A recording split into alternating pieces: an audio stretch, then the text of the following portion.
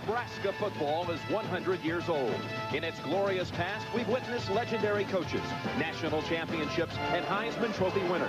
It's a tradition of winning that only continues through the generations.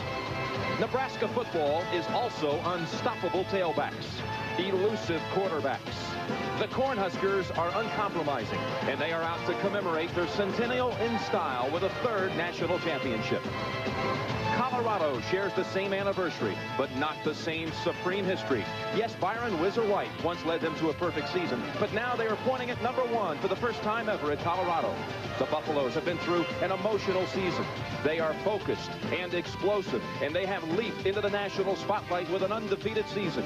Today, a berth in the Orange Bowl is on the line. It's the Big 8 battle of the year. Nebraska and Colorado coming up next.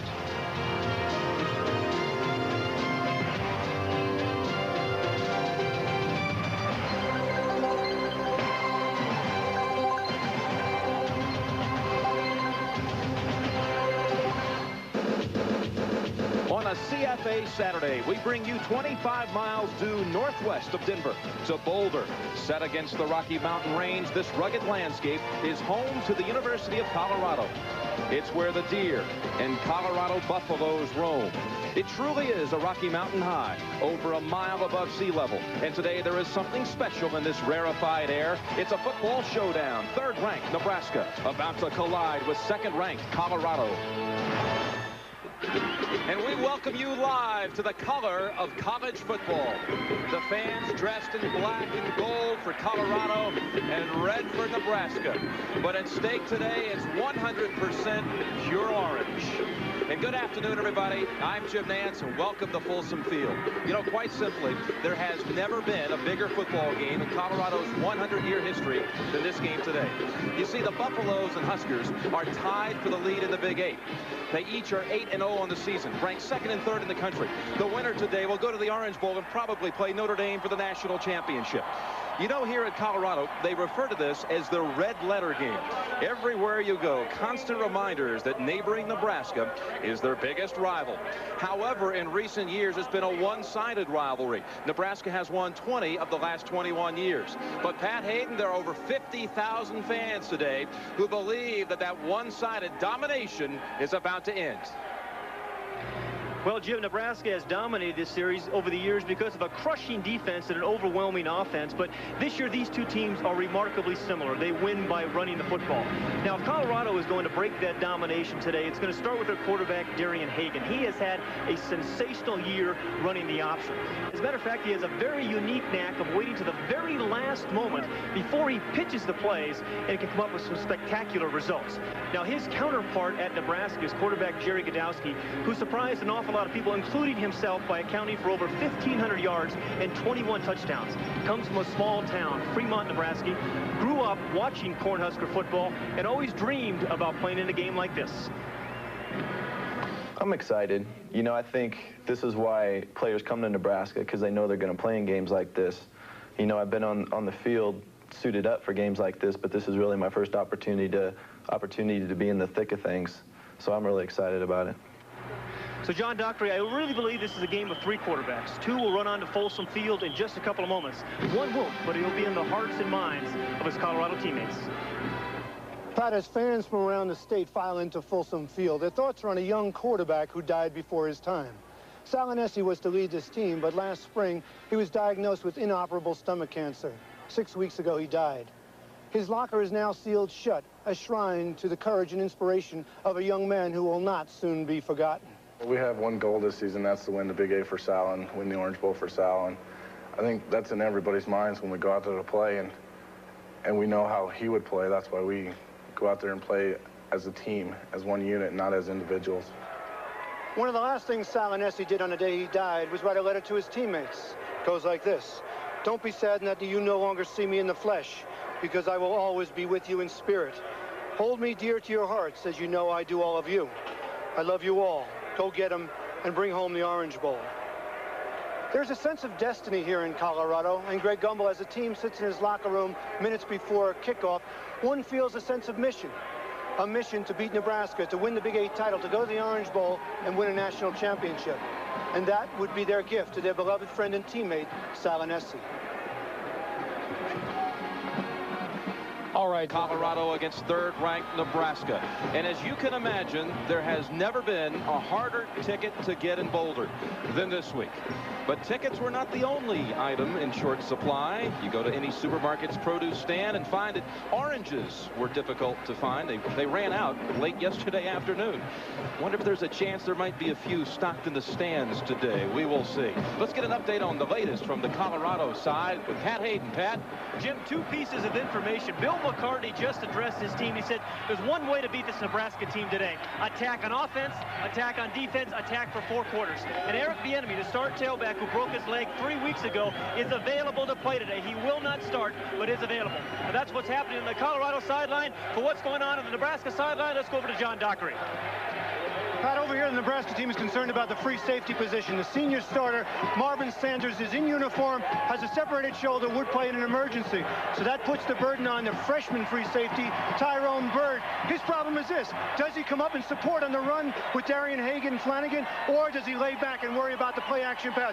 What happens at the free safety position, Jim Nance, will determine what happens in this game today. That will be a key. All right, Doc. The teams are about to emerge. And Colorado comes out led by Ralphie.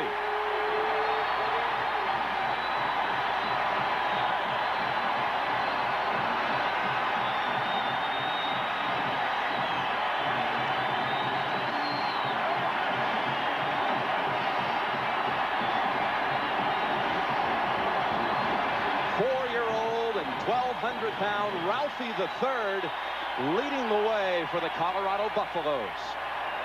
Coming in at 8-0 on the season, and no one has even been within 17 points of Colorado this year. They will come right at you, the Buffaloes. Now Tom Osborne walking out in front of his team that's also 8-0 and ranked number 3 in the country.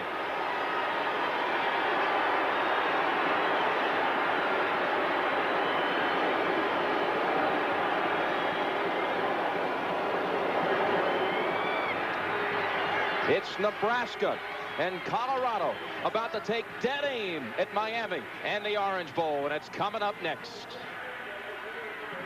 CBS Sports presents college football live from Folsom Field in Boulder, Colorado.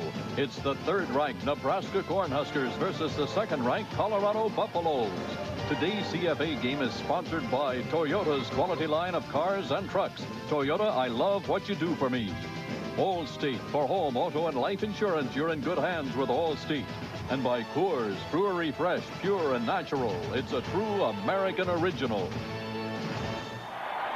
In the Rockies, they've waited 100 years for this one at Colorado.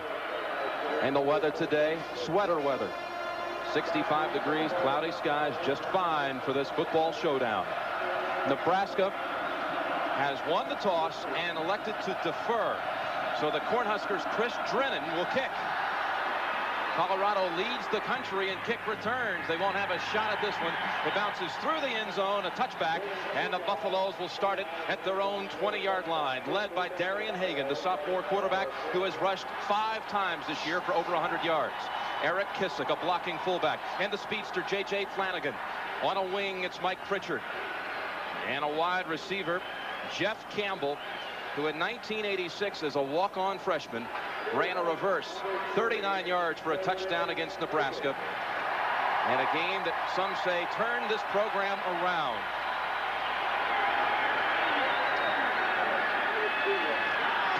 Out of the eye, flag is down. Looked like Nebraska jumped.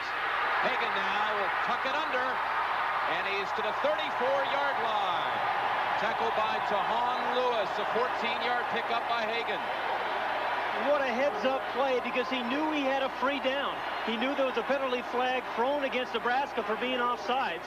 The Nebraska defensive team relaxed, and he made the most of it. Offside, and the defense refused.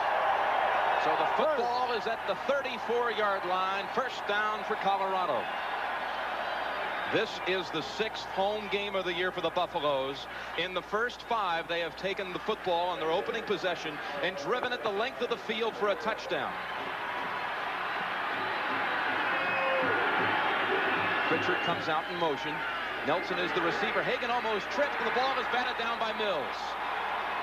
Jeff Mills jumped up, knocked it down. This is one thing about Darian Hagan. When you talk to the Nebraska coaches, he is not particularly tall. They feel if they can get their hands up, they can make plays like that. But also, why you'll see Colorado roll Hagan out on the corner of the defense where he doesn't have to contend with that too much. Second down and 10. Campbell at the top of your screen. Buffs lining up in the power I, and they run it with J.J. Flanagan and a gain of 2. Smothered by Jeff Mills and Mike Petco. 5'10" Mike Murray is the nose tackle for the Nebraska Cornhuskers. Ray Valido and Kent Wells on the defensive line. Linebackers, Petco in on that last tackle, and Pat Tyrants. Also Jeff Mills, who batted down that pass a moment ago, and Mike Kroll, who's a junior out of Sudbury, Massachusetts. 3rd and 7. M.J. Nelson to the left, Pritchard to the right. And the audible by Hagan. He sets Parrott, the tight end, back on the right side. Play action. Hagan throwing, and it's intercepted.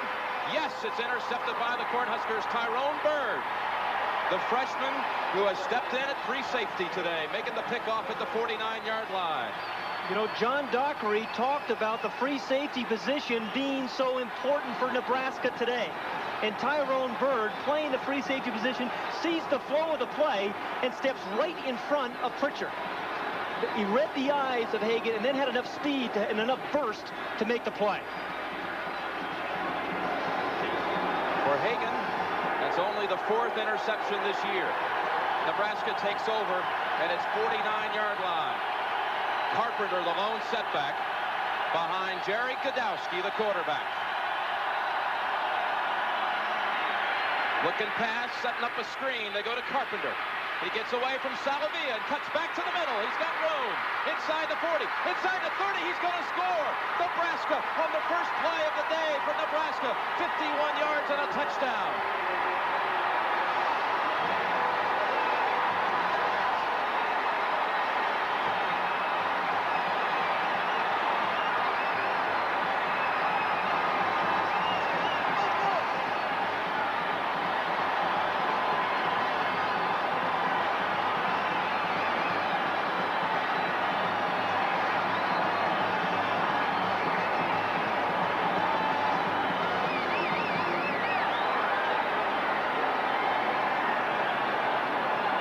They are stunned in Boulder.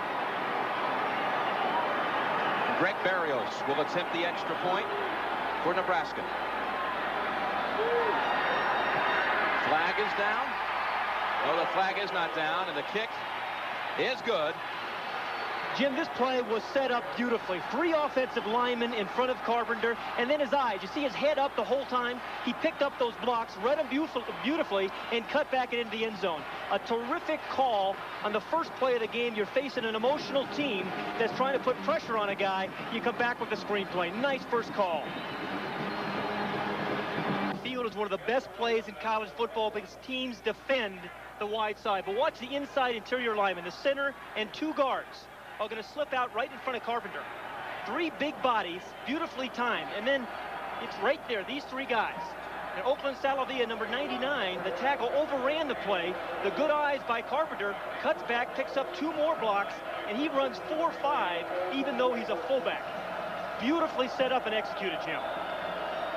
Colorado had allowed only 10 points off turnovers this year, but give up a quick 7 here. Drennan kicks again. Pritchard fields it at the goal line, hesitates, and now kneels. Touchback, bring it out to the 20. And let's go down with a report to John Dockery. Jim, along the Colorado sidelines, there's a sense of real shock. Guys are very quiet sitting on the bench, but even so, there wasn't a sense of panic. They all stood before the kickoff with their helmets in the air, something they do as a tradition to support the kickoff return team. So they are shocked, but they're certainly not in any kind of panic or sense of emergency. Back to you, Jim. And we saw Eric Bieniemy on the sidelines. He's anxious to play. It's only the 3rd time this year Colorado has trailed in a game. Another flag is down. I believe Nebraska jumped again. And a gain of 3. It was Hemingway on the carry. Jay Lewinberg is the center for Colorado, arguably the best offensive line in the country. Joe Garton at guard along with Darren Muhlenberg. And the tackles are Bill Coleman and Mark Vanderpool. John Perrick, the tight end. I mentioned Vanderpool, number 72. He's 6'8", 300 pounds, manning that right side. Offside on the defense. It'll be 1st and 5. You listen to John Doctor's report just a moment ago, Jim. I think the important thing for Darian Hagan now is to be patient. They haven't been behind much this year, but you can't try to get it all back. Remember, this has been a team of big plays, but today they're going to have to be patient. 1st and 5. Hemingway is the fullback now, and Flanagan, the tailback, gets the carry, but only a yard. Tackled by Joe Sims, who just came in the game for Valado. In the defensive backfield for Nebraska, Bruce Pickens at one corner, and Tyrone Leggett. The safeties, Reggie Cooper and Tyrone Bird. He's already made the interception that set up the first touchdown. And Jim, this defense has more speed than Tom Osborne has ever had on defense. And I think it was the Orange Bowl loss last year to Miami that made them realize if they were going to win a national championship, they needed more speed. We'll call it no gain for Flanagan. 2nd and 5 up the middle with Hemingway. And he's about a yard short at the 29-yard line. Again, Sims on the tackle. We said at the top of the show, both of these offenses are very similar. You're going to see virtually the same kind of plays. You're going to see a wingback. You'll see power I plays, and then you'll also see option plays. Really, the Colorado team and Bill McCartney has really patterned their offense after the Nebraska team, the success that they've had in the Tom Osborne era. 3rd and less than a yard. They have to get to the 30-yard line for the first down. Kissack's back in at fullback. Colorado is a perfect 17 for 17 this year on 3rd and 1. They have never failed. And that streak continues as Flanagan dives over the 30-yard line to the 32, tackled by Sims and Caliendo. And Jim, that's no accident. 18 times now in short yardage, 18 times they converted, because it's an attitude around Colorado. They practice it. They're in short yardage situations a lot because of the style of their offense, but they spend a lot of time talking about it, thinking about it, and practicing it. Well, you see number 2, J.J. Flanagan, in the huddle for Bill McCartney's team. Flanagan has stepped in for the enemy the last 2 weeks and has rushed for over 100 yards. 1st and 10. Look out. Hagan is knocked down by Kenny Walker. And what a story Kenny Walker is for this Nebraska team. But what he has is tremendous speed. In the passing situations, they bring Kenny Walker in, number 57, who comes in unblocked. And the remarkable story, Jim, as you just started, here is a young man who is deaf. And he has overcome incredible obstacles to be a big part of this defense. He's a terrific lip reader. He reads the linebackers' lips, as they call the defense. And if there's an audible or an adjustment on defense, one of the outside linebackers will touch his back. Lost his hearing at the age of 2 after a high fever. 2nd and 19, the run, Flanagan.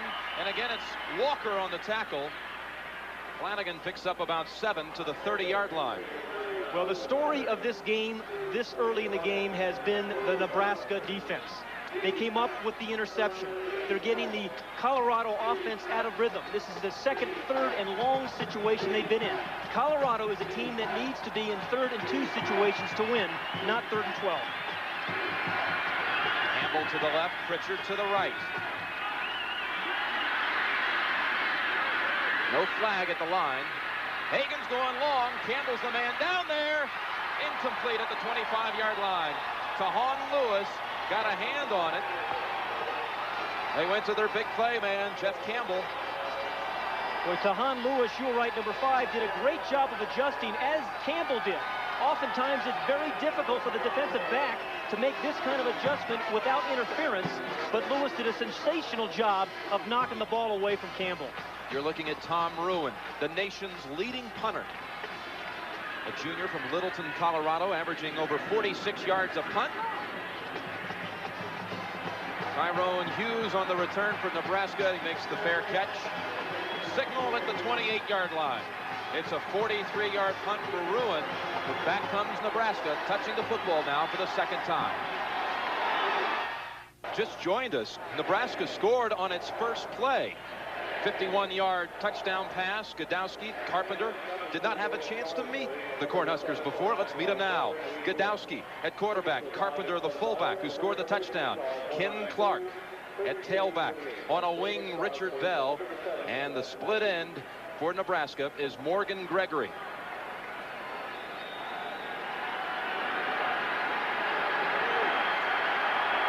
Football is at the 28-yard line. Second snap of the day for Nebraska.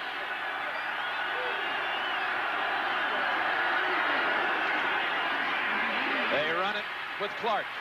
He's past the 30 to the 31-yard line. Tackled by Joel Steed. Joel Steed helps lead the way on that defensive front for Colorado. Youngest starter on defense, by the way, a sophomore. Arthur Walker and Oakland Salavia are the defensive tackles.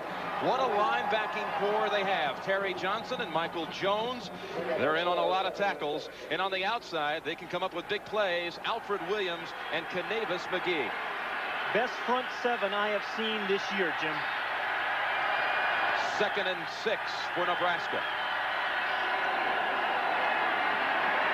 Play action, getting the pass away, intended for Nate Turner. Nate Turner had come in at a wingback position. Now, we were talking about that powerful Colorado offensive line. Nebraska's got a good one as well. Jake Young, an All-America last year. Jim Wanek and Bill Bobora at guard. And the tackles, Tom Punt and Doug Glazier. Tight end is Monty Kratzenstein. And they'll use a lot of two tight end formations as well, as they do right now. Chris Garrett is the extra tight end. Out of the eye. Fumbled on the exchange. Godowski falls on it. And Nebraska will face 4th down and punt. You know, it's interesting because Nebraska is kind of unique on their exchanges between center and quarterback. The center actually snaps the ball before the snap count, and sometimes you can have bad exchanges like that. Here it is. Have another look at it. It's kind of unusual. For years, people have thought the Nebraska centers are incredibly quick, but actually they snap the ball before the quarterback makes the snap count. Mike Stiggy is the freshman punter for Nebraska. Jeff Campbell returns for Colorado. Fair catch call by Campbell at the 30-yard line. 8 minutes, 33 seconds left in the first quarter, and Nebraska leading it 7-0. As we go back to John Dockery. You know, Jim, obviously the touchdown scored by Nebraska was an important one, but the play that set it up, the interception by Tyrone Bird, the freshman playing free safety, was even more important because before he went out in the field, his eyes were the size of silver dollars. That play has given him some confidence, and now they're down to the size of his 50-cent piece. Back to you. It's deflation. Running the option on first down. Hagan has it. He has room. He's got one man to beat. Now he pitches to Flanagan, and he may take it all the way. Flanagan's in for the touchdown.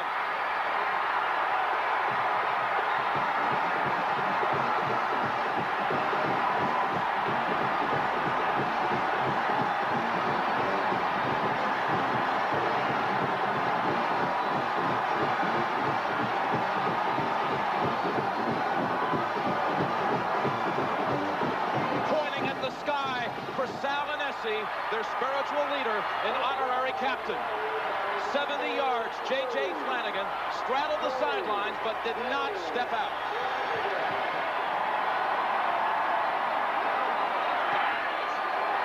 Culbertson with the extra point, and it's tied at 7.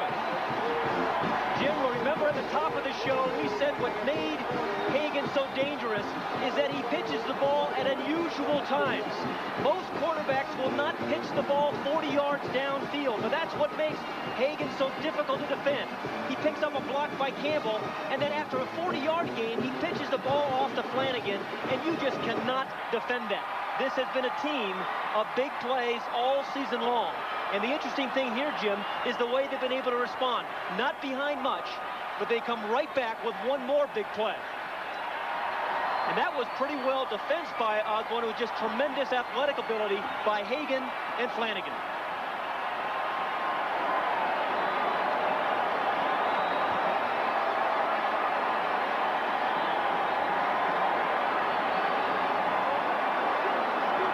Wow, 7-7, and the Oranges have come out already. Yep. They weren't supposed to let those oranges in. Didn't you talk about that a little bit earlier? They were. The full oranges, yeah. They were checking the people at entry, but they're going to get in anyway. You were at the local market last night trying to pick up a couple of oranges, right. weren't you? J.J. Flanagan. Wow. This game means so much to him because of a game last year. Nebraska won last year 7-0 against Colorado. And J.J. Flanagan had a potential tying touchdown run. He fumbled the football out in the open. He's lived with that for a year. And he's looked forward to coming back and avenging that costly turnover. He has already.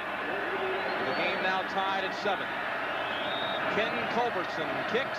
Leotis Flowers and Richard Bell return for the Cornhuskers. Big kick by Culbertson. Flies through the end zone, and Nebraska brings it out to the 20.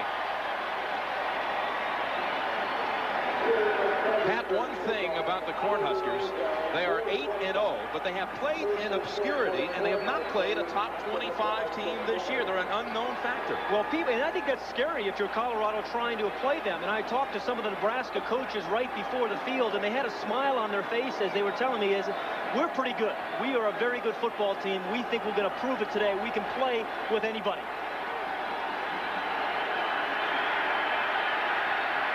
From the 20 on first down.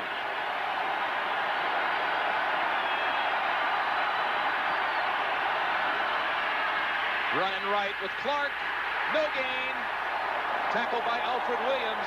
Michael Jones came in on the assist. Alfred Williams has grown as a player at Colorado for the last 3 years. He started as a freshman 2 years ago, a third down player, a sack specialist. Last year he played the run. This year he's doing them both. He's rushing the passer, he has 8.5 sacks, and then he can play over tight end and stuff the run. He has had an All-America type of year.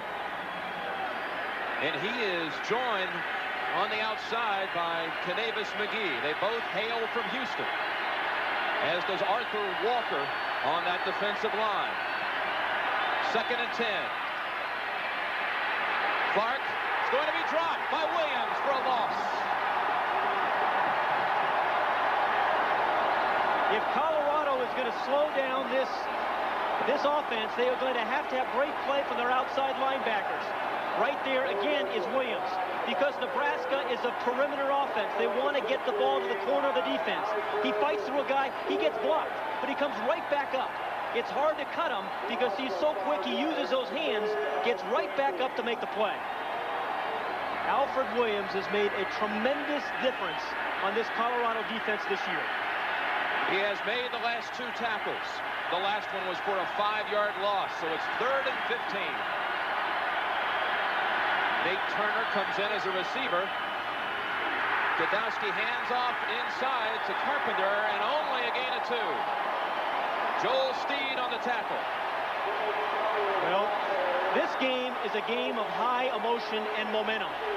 Right now, you can hear the crowd and the emotion all on the Colorado side. And Joel Steed, the nose tackle, number 93, stunted. Mike Hankwitz, the defensive coordinator of Colorado, says to win today, our defensive front has to stunt, has to move around. Stiggy to punt for the 2nd time. The return man, Campbell, leads the Big 8 in punt returns. Short boot coming to midfield. Campbell will run right. Gets away from the wave. He's got room. Inside the 30. Out of bounds inside of the 5. The punter pushed him out. A 47-yard punt return by Jeff Campbell.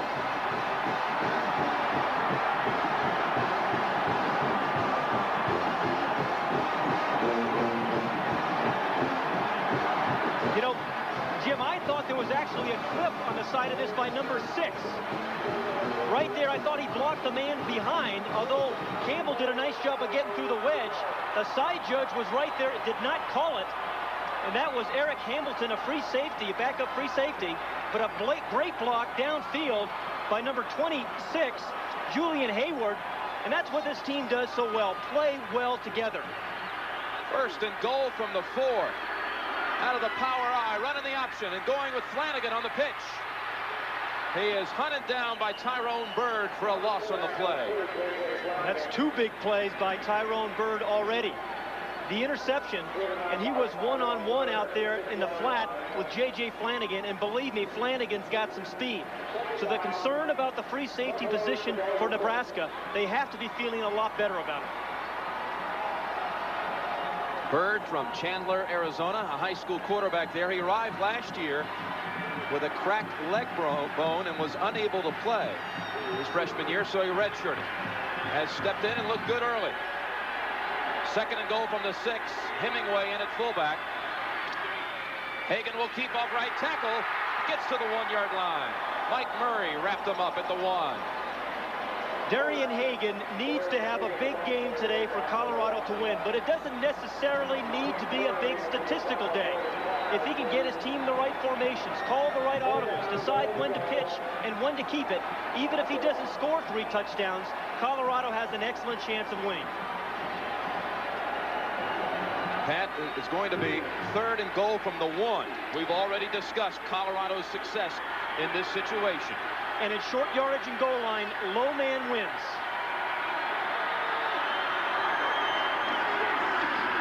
Running the option, Hagan will keep, and he'll go in untouched.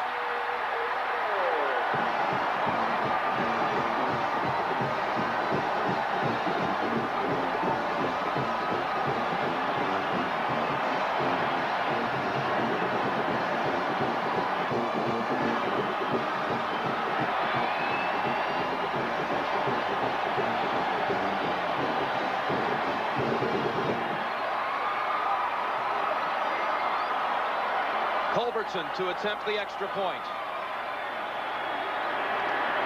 He is 44 for 44 on the year and stays true. What makes this Colorado team so hard to defend is they can hammer the ball inside with a big fullback, so you have to respect that. You respect the inside fake, but then you got speed on the outside. And again, that play was pretty well defended, and that's what makes them so hard to defend. Even when you defend them well, Hagenson still scored touchdown. And look at Eric Bieniemy, injured and out and on the sidelines cheering them on. Those 2 met in Lincoln. 1 touchdown was all that was put on the board. Nebraska won at 7-0. Already 3 touchdowns in the first quarter, Pat. We want to go back. I thought there was a clip, but when I saw it live, it looked left of the screen. Number 6 blocks the man from behind. Now, the angle is not great there, but live, I thought that was a clip by number 6, Eric Hamilton. But then Campbell does a nice job of following his blocks. He's not a speedster, but he knows how to set people up, and he did a beautiful job of it there. And then the score. Darian Hagan on the corner of the defense. This is what scares Charlie McBride, the defensive coordinator of Nebraska. He said, we have to stop Hagan on the perimeter. Hagan has now scored 12 touchdowns this year. 5 minutes, 4 seconds left in the first quarter. Culbertson about to kick to Leotis Flowers and Richard Bell. And the key thing right now, Jim, is for Jerry Godowski and the Nebraska offense is to make sure they don't have 3 plays and punt. Because right now you're seeing a team with emotion, high emotion, and a very keyed-up team in Colorado. They need to get at least a couple of first downs, take some of the emotion of the Colorado team and crowd out of the game.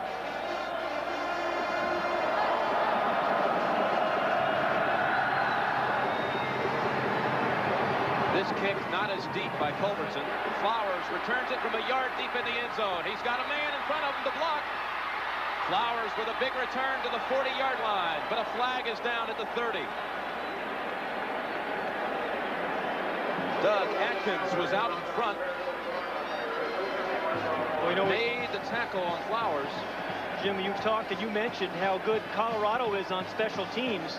But if you think of Nebraska, On the run back. think of Nebraska over the years, they've had some pretty special teams play as well. I think about all those punt returns by Johnny Rogers and some big kickoff returns as well. So you hate that as a quarterback. You come out, you think you can have excellent field position where you think you can run all your offense. Then you get the clip, and now you're backed up to the 15-yard line, and your selection of plays gets limited. With the penalty happening at the 30, and here it is, Pat. You're clearly right in the back, right in the middle of the screen, from the back, a clear clip. So instead of the 40, the Huskers start at the 15.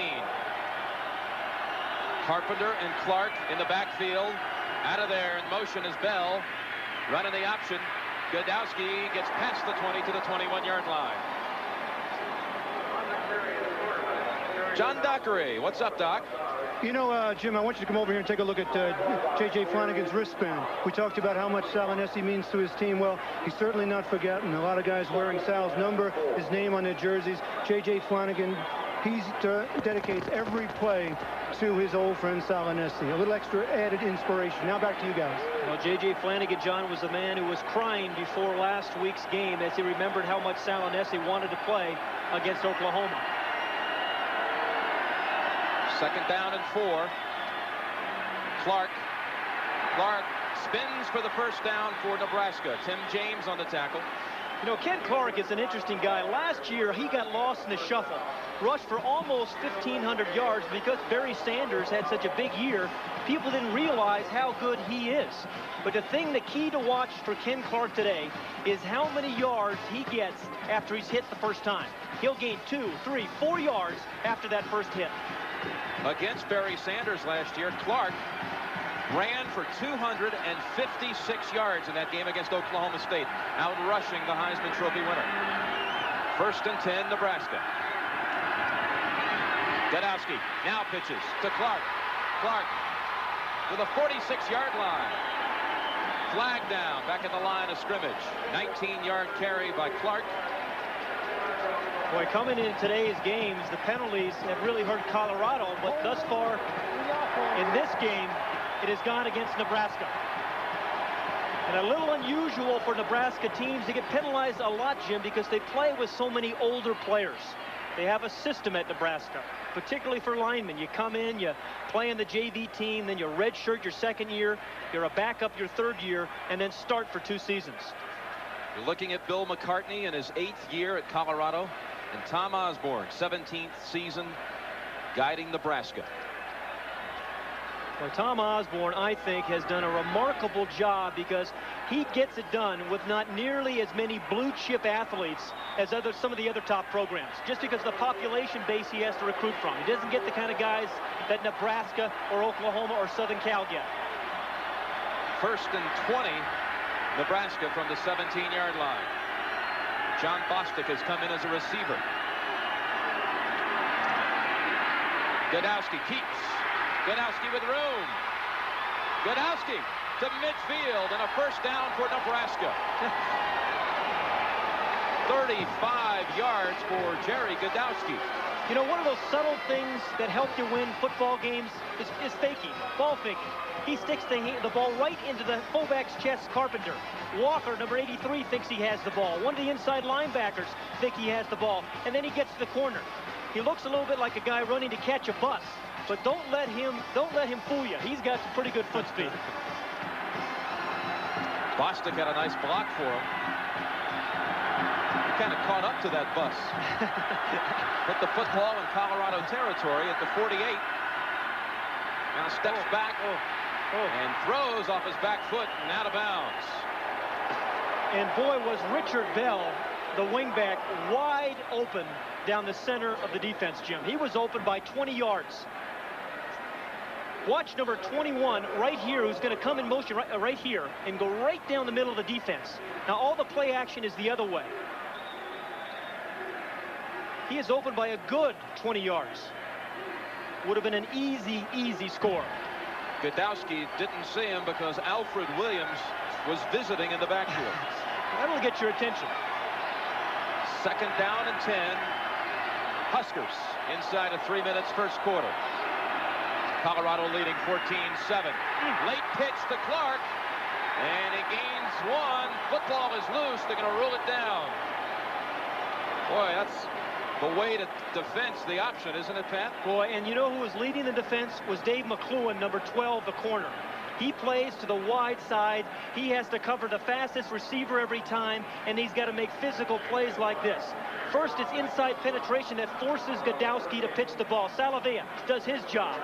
But McClellan fights off one blocker. He's going to come to the left part of the screen, fights off the wide receiver's block, and then puts the stop on Clark. McClellan has had a remarkable year for the Buffaloes. McClellan's father, Kent, played at Nebraska, and 6 years for the Raiders. Third and long, Godowski throwing, and a pass is over the head of Gregory. And it was over the head because it was Alfred Williams, number 94, got his big paws up there. He is 6'6". And if you can't get to the quarterback to make the sack, you can do something just as good. Get the paw up, force him to throw the ball too high. And that is just what happened. Godowski could not follow through. The receiver was wide open, but the ball sailed high. You know, it's just little things, Jim. You talk about getting your hands up, play action fakes. Those subtle things add up during the course of a game. You know, Nebraska didn't run a deep enough route either. They had to get to the 39, and had Gregory caught it, he only would have advanced it to about the 41 anyway. Stiggy with pressure gets it away. Campbell watches it sail out of bounds. Where did it go out? Spotted at the 21-yard line.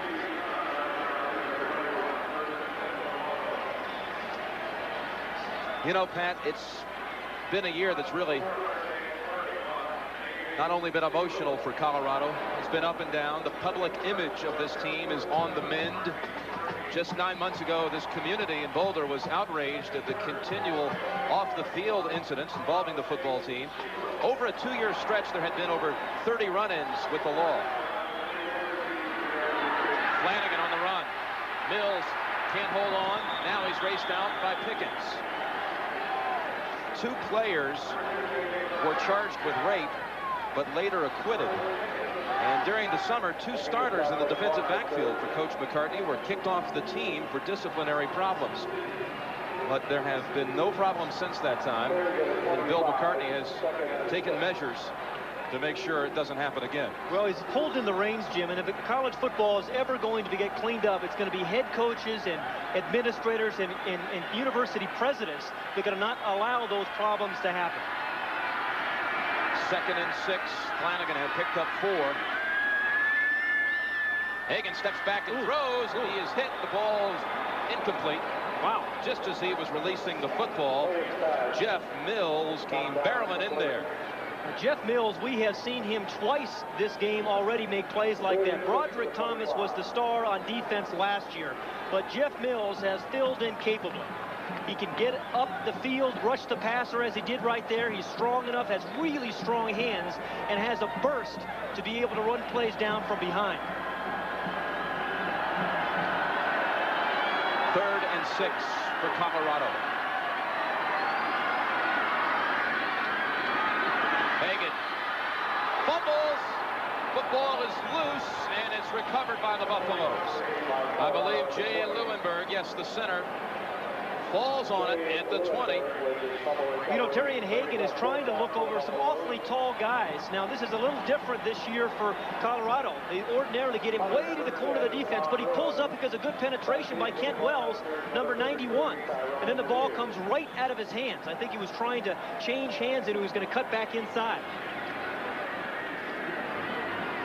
Ruin to punt for the 2nd time in the opening quarter. He is concerned about a punt block possibility, so he talks to his up man. Talked to Scott Phillips. And now the snap back. Pickens comes in on him. Ruin gets it away. That was close. Hughes on the return. Hughes breaks the tackle. Swings free and steps out of bounds at the 50-yard line. So the Huskers set up at midfield now.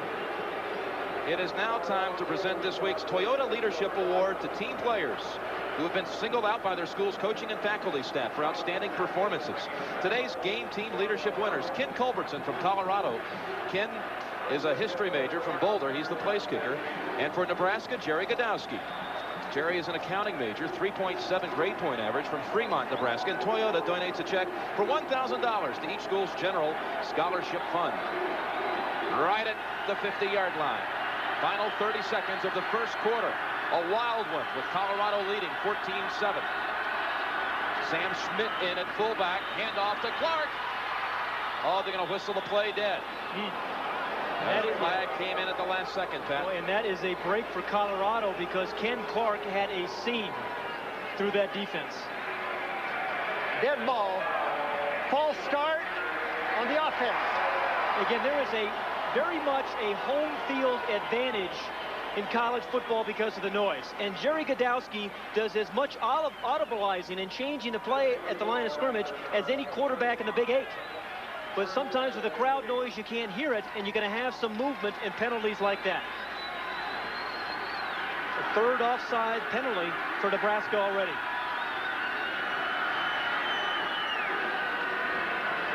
Now again, first and about 15 here, Jim. First and 15.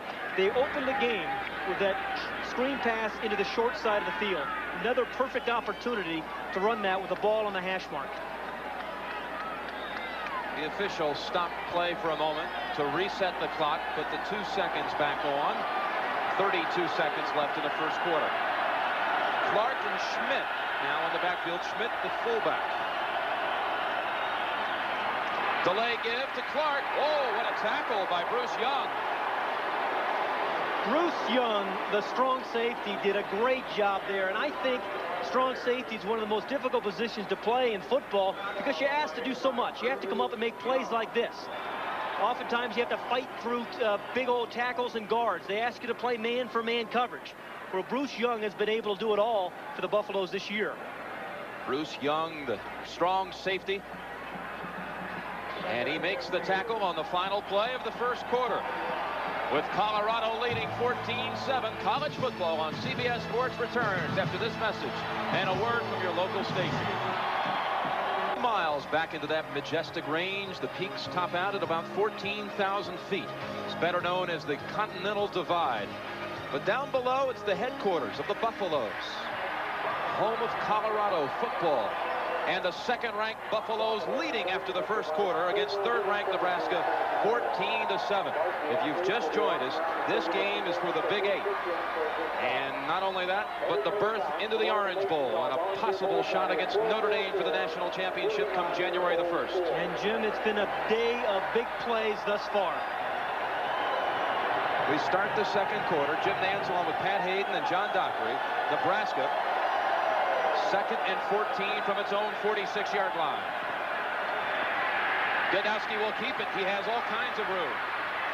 Past the first down inside the 40 at the 37. Tim James on the tackle after the 17-yard gain by Godowski. Yeah, what a first quarter, Pat. You mentioned the first time Nebraska touched the football after an interception by Tyrone Bird. Godowski and Carpenter hooked up on a screen, 51 yards for a touchdown. Back came Flanagan, a late pitch on the option, 70 yards to tie it. And then Campbell's punt return set up Colorado inside the 5 before Hagan took it in for the go-ahead score at the moment. 1st and 10, Huskers at the 37 of the Buffaloes.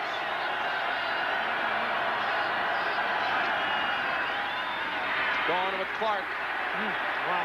He is knocked down hard at the 35-yard line. Michael Jones and Chad Brown.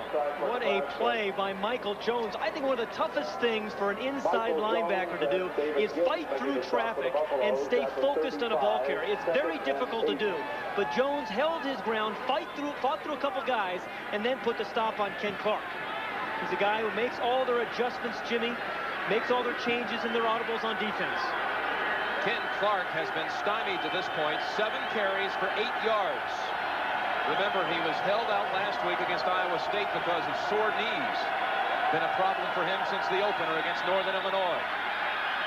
Oh, a stop of play here as Nebraska was showing either a reverse or a fake reverse. It was a fake reverse. Richard Bell was the man who was coming around, and Clark was running by him. Dead ball. False start of the offense. Well, That's the 4th time, Jim, and again, I don't think we can emphasize enough how loud it is here. A home field advantage in college football is much different than professional football. This crowd has been on their feet all day and making an awful lot of noise. And for a team that changes the play at the line of scrimmage a lot like Nebraska does, it's going to be a tough afternoon in that regard. Well, the seat's over 50,000 here, but it can get loud. Just ask Illinois. Played here the start of the season.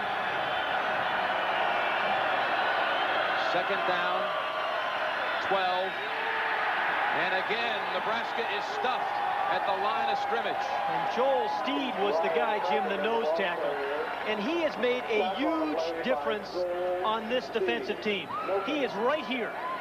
Good defense starts right down the middle. If you don't have a strong nose tackle in college football, you're going to see an awful lot of fullback plunges.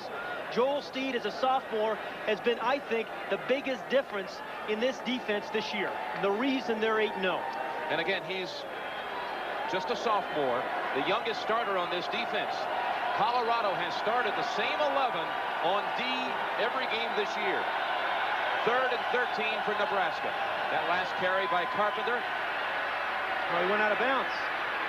And a pass is caught inside the 10 at the 8-yard line. The receiver was out of bounds. That receiver is Morgan Gregory. He was out of bounds, clearly out of bounds, Pat. Now, in college football, if you get pushed out of bounds, you can come back in.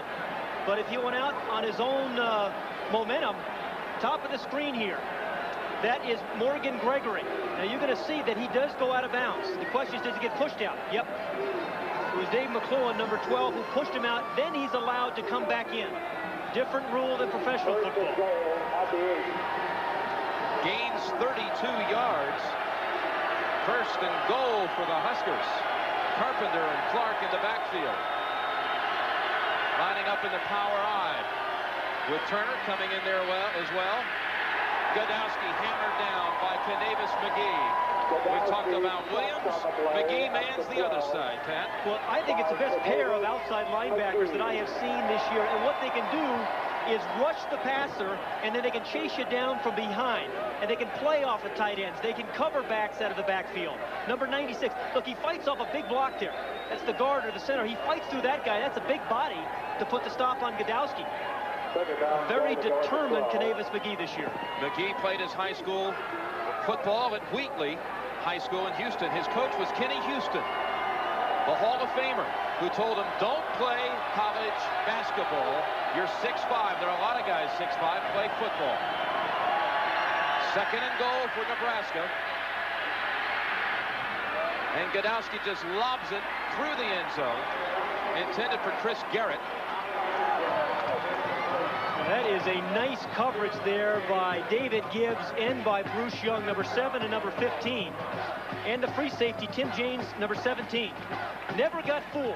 And I tell you, when you play a team that runs the ball as well as Nebraska, the free safety has the most difficult job in the ballpark because he's got to come up and support on that run, but then he can't get fooled on play-action passes.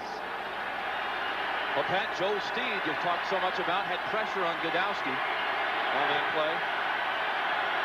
3rd and goal from the 12 for the Cornhuskers. Godowski for Gregory, touchdown Nebraska.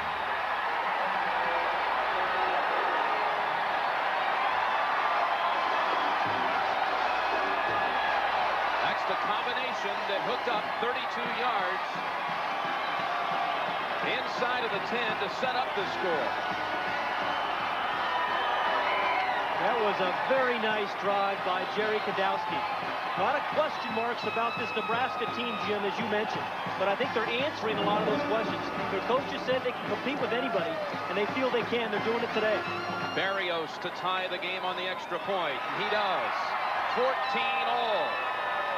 This was a little too easy, I think, Jim. On a passing situation, you can't give a wide receiver this much room. Gregory wide open for an easy score. Nebraska and Colorado deadlocked at 14. Chris Drennan handles the kickoff chores and the long field goal attempts for Nebraska. He's a lefty as well as Barrios. the other kicker. Here's Pritchard on the return, and he does not make it to the 20. Knocked down at the 18. Hagan about to come out once again. Tomorrow, the NFL on CBS, of course, gets started with the NFL Today. Many of you will see the Bears against Green Bay. And we've seen Don Majkowski up there for the Packers. He can really put on a show. So he has been remarkable, bringing his team from behind like 4 times this year. Majkowski has 16 touchdown passes on the year. And Lindy Infante, their head coach, I think has one of the most innovative offenses in all of pro football. Check your local listings. The NFL Today gets it started at 12:30 Eastern Time. 1st and 10 for the Buffs. Hagan pitching to Flanagan again. No gain. Wow. Unbelievable pitch again by Hagan, even though it didn't gain much. But one thing you learned there, Jim, if Reggie Cooper, number 17, the strong safety, is making the play on the quarterback, somebody should be open down the middle of the defense on a big pass play. Tahan Lewis shaken up. Lewis has been a guy who came into this game with some injuries, Jim. Here's the play. The strong safety, number 17, is going to put the early pressure on Hagan. And then number 5, Lewis there.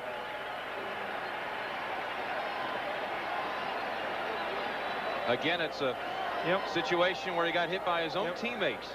But he's on his feet and looks fine. Anytime you have a defense that swarms to the ball, you're going to have injuries like that. You're going to hit your own players. Tahan Lewis from Colorado, just like Morgan Gregory, just scored the tying touchdown. He's from Denver. Flanagan on 2nd and 9. Nothing there for the Buffaloes. Pat Tyrants got him first. The passing plays, most of the 95 yards from Nebraska coming on that first pass, the 51-yarder. Hagan is 0 for 4. He had 1 intercepted and 2 batted down. Bear in mind, Nebraska leads the nation in rushing, over 400 yards a game. It's nothing out of the ordinary. Nebraska has led the country in that stat 5 times during the 80s. This year, Colorado is 3rd. Yeah, it has been an explosive year for Colorado, and particularly that man, Darian Hagan, who, Jim, I believe deserves serious consideration for the Heisman Trophy. Hagan here running the option. He'll keep. Cut it back to the middle. Mills rides his back to the 28-yard line near a 1st down. Pat, you just claimed that Hagan should deserve Heisman consideration. It's hard to argue the importance of his role coming in this year in leading the Buffaloes to this point. Well, first of all, think about the position he stepped into. The emotional loss of their quarterback, Sal Nesse. A big question mark, asked to not even play quarterback this year. He wanted to be a running back, but then with the loss of Nesse, they said, you've got to be our quarterback.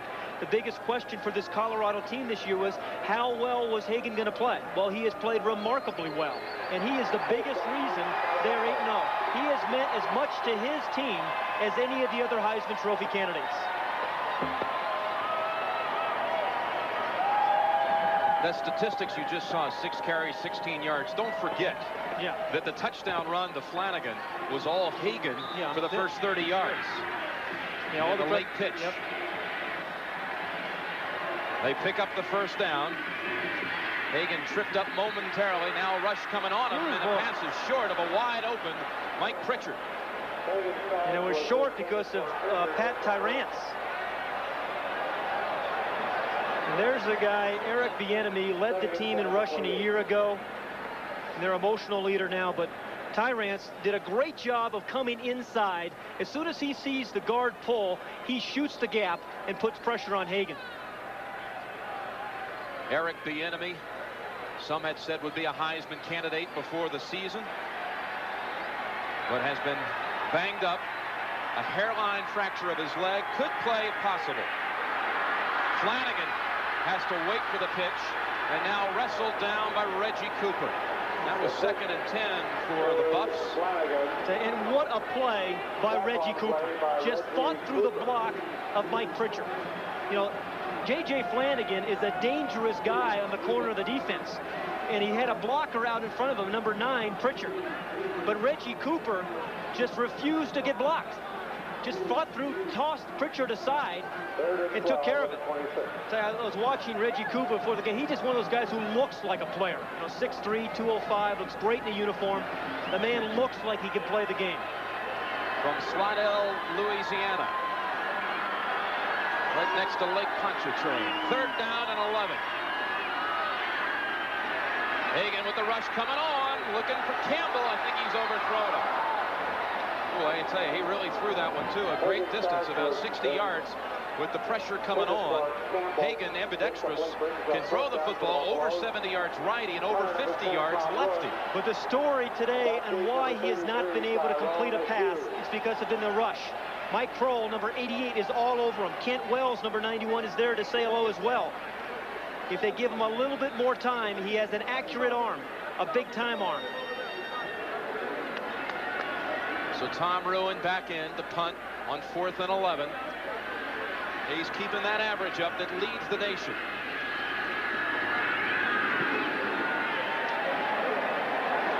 It's another dandy by Ruin. And Hughes on the return to the 27-yard line. We're approaching the midway point of the 2nd quarter. 2nd ranked Colorado, 3rd ranked Nebraska, tied at 14.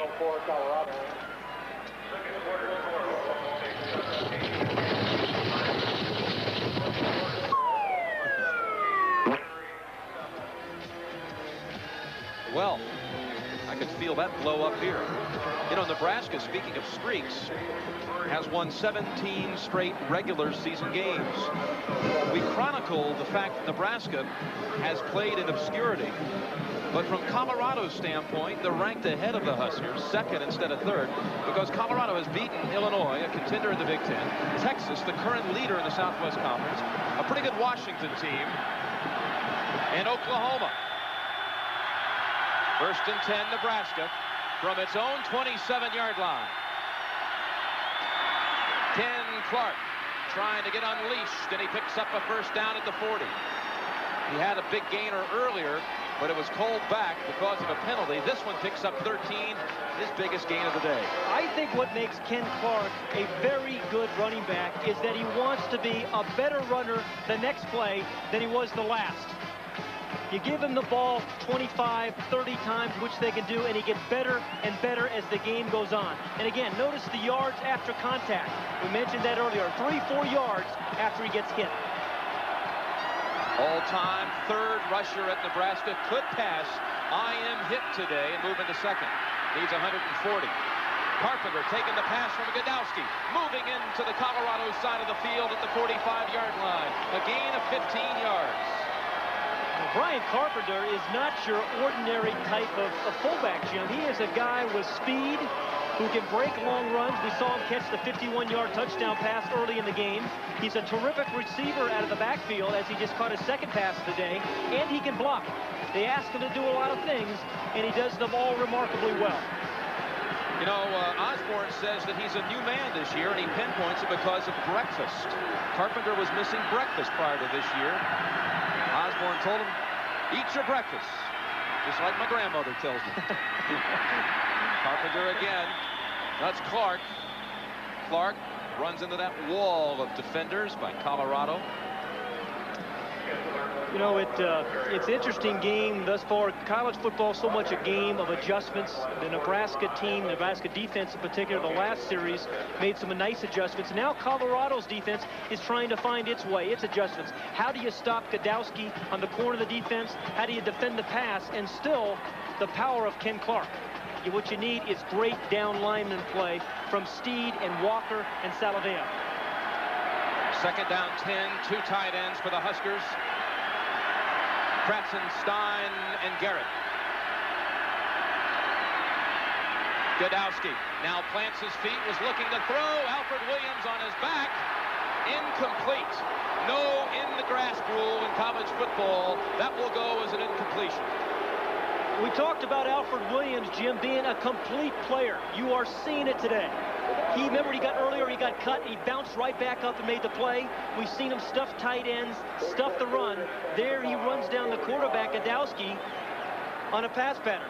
Again, there's a lot of people trying to block him. That time it was Chris Garrett, a tight end. He just threw him aside and grabbed on to Godowski. As you pointed out, no in-the-grass rule. 5 tackles already by Williams, a couple of those behind the line of scrimmage. 3rd and 10. Bostic lines up as the receiver wide to the left. Godowski calls a timeout once he's under center. So 7 minutes left before the intermission, and the game is tied at 14. Welcome back to Boulder, Colorado. We talked a lot about what Sal Inessi has meant to this team here in Colorado. I'm with his brother Joe now. And Joe, can you tell us some of the ways that you and the family have dealt with this? I think first of all, the most important is our faith in God. I think God has a plan for Sal out there. And second, just the family. You know, we've been strong. My brother and sister, my mom and dad, just the family support. But third, probably most important, is just the people around. Everybody that's been concerned and cared about Sal to show their love. From California to Colorado, everywhere. So I give our thanks to him. Okay, Joe, thank you very much, and good luck to you. Jim? All right, Doc. Sal Inessi was 21 years old when he passed away of inoperable stomach cancer on September the 23rd. 3rd and 10, a very important down for the Colorado defense right here. Godowski to Bostic. He would not have had the first down anyway at the 40-yard line. Well, what they were trying to do is get the ball to him on the move, Jim. He was 5 yards short, but you hope that he can catch it on the move, dart upfield, and pick up the additional 5 yards. Godowski kind of lost his footing and attempted to make the catch on his knees, so the ball would have stopped right there at the 40.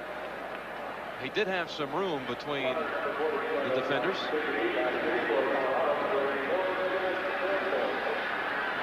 Stiggy now to punt to Campbell. Coming off that 47-yard return on the last punt. Stiggy aiming for the left side of the field. Good punt. Huskers, the bounce into the end zone. And a touchback. Out to the 20.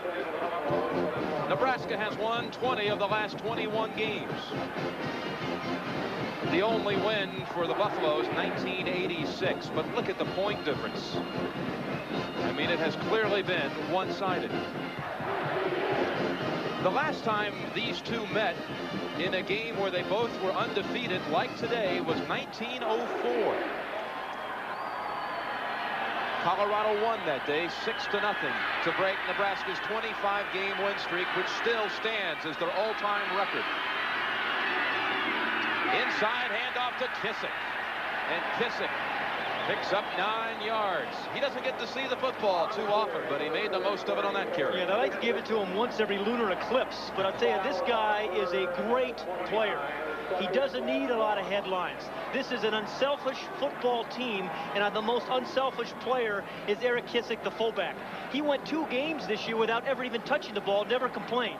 He's a dominating blocker, and when you give him a chance to run with the ball, he can do it just like that. Consider he has tasted success on the ground. 2 years ago, he had 3 games where he rushed for over 120 yards. Now he hardly ever sees it. On 2nd and short, Hagan got the necessary yardage.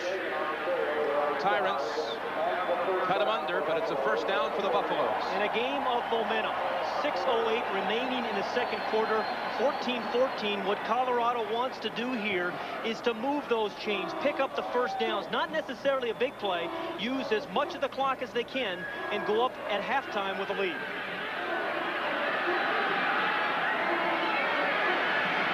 Michigan State manhandled Indiana today, and Anthony Thompson.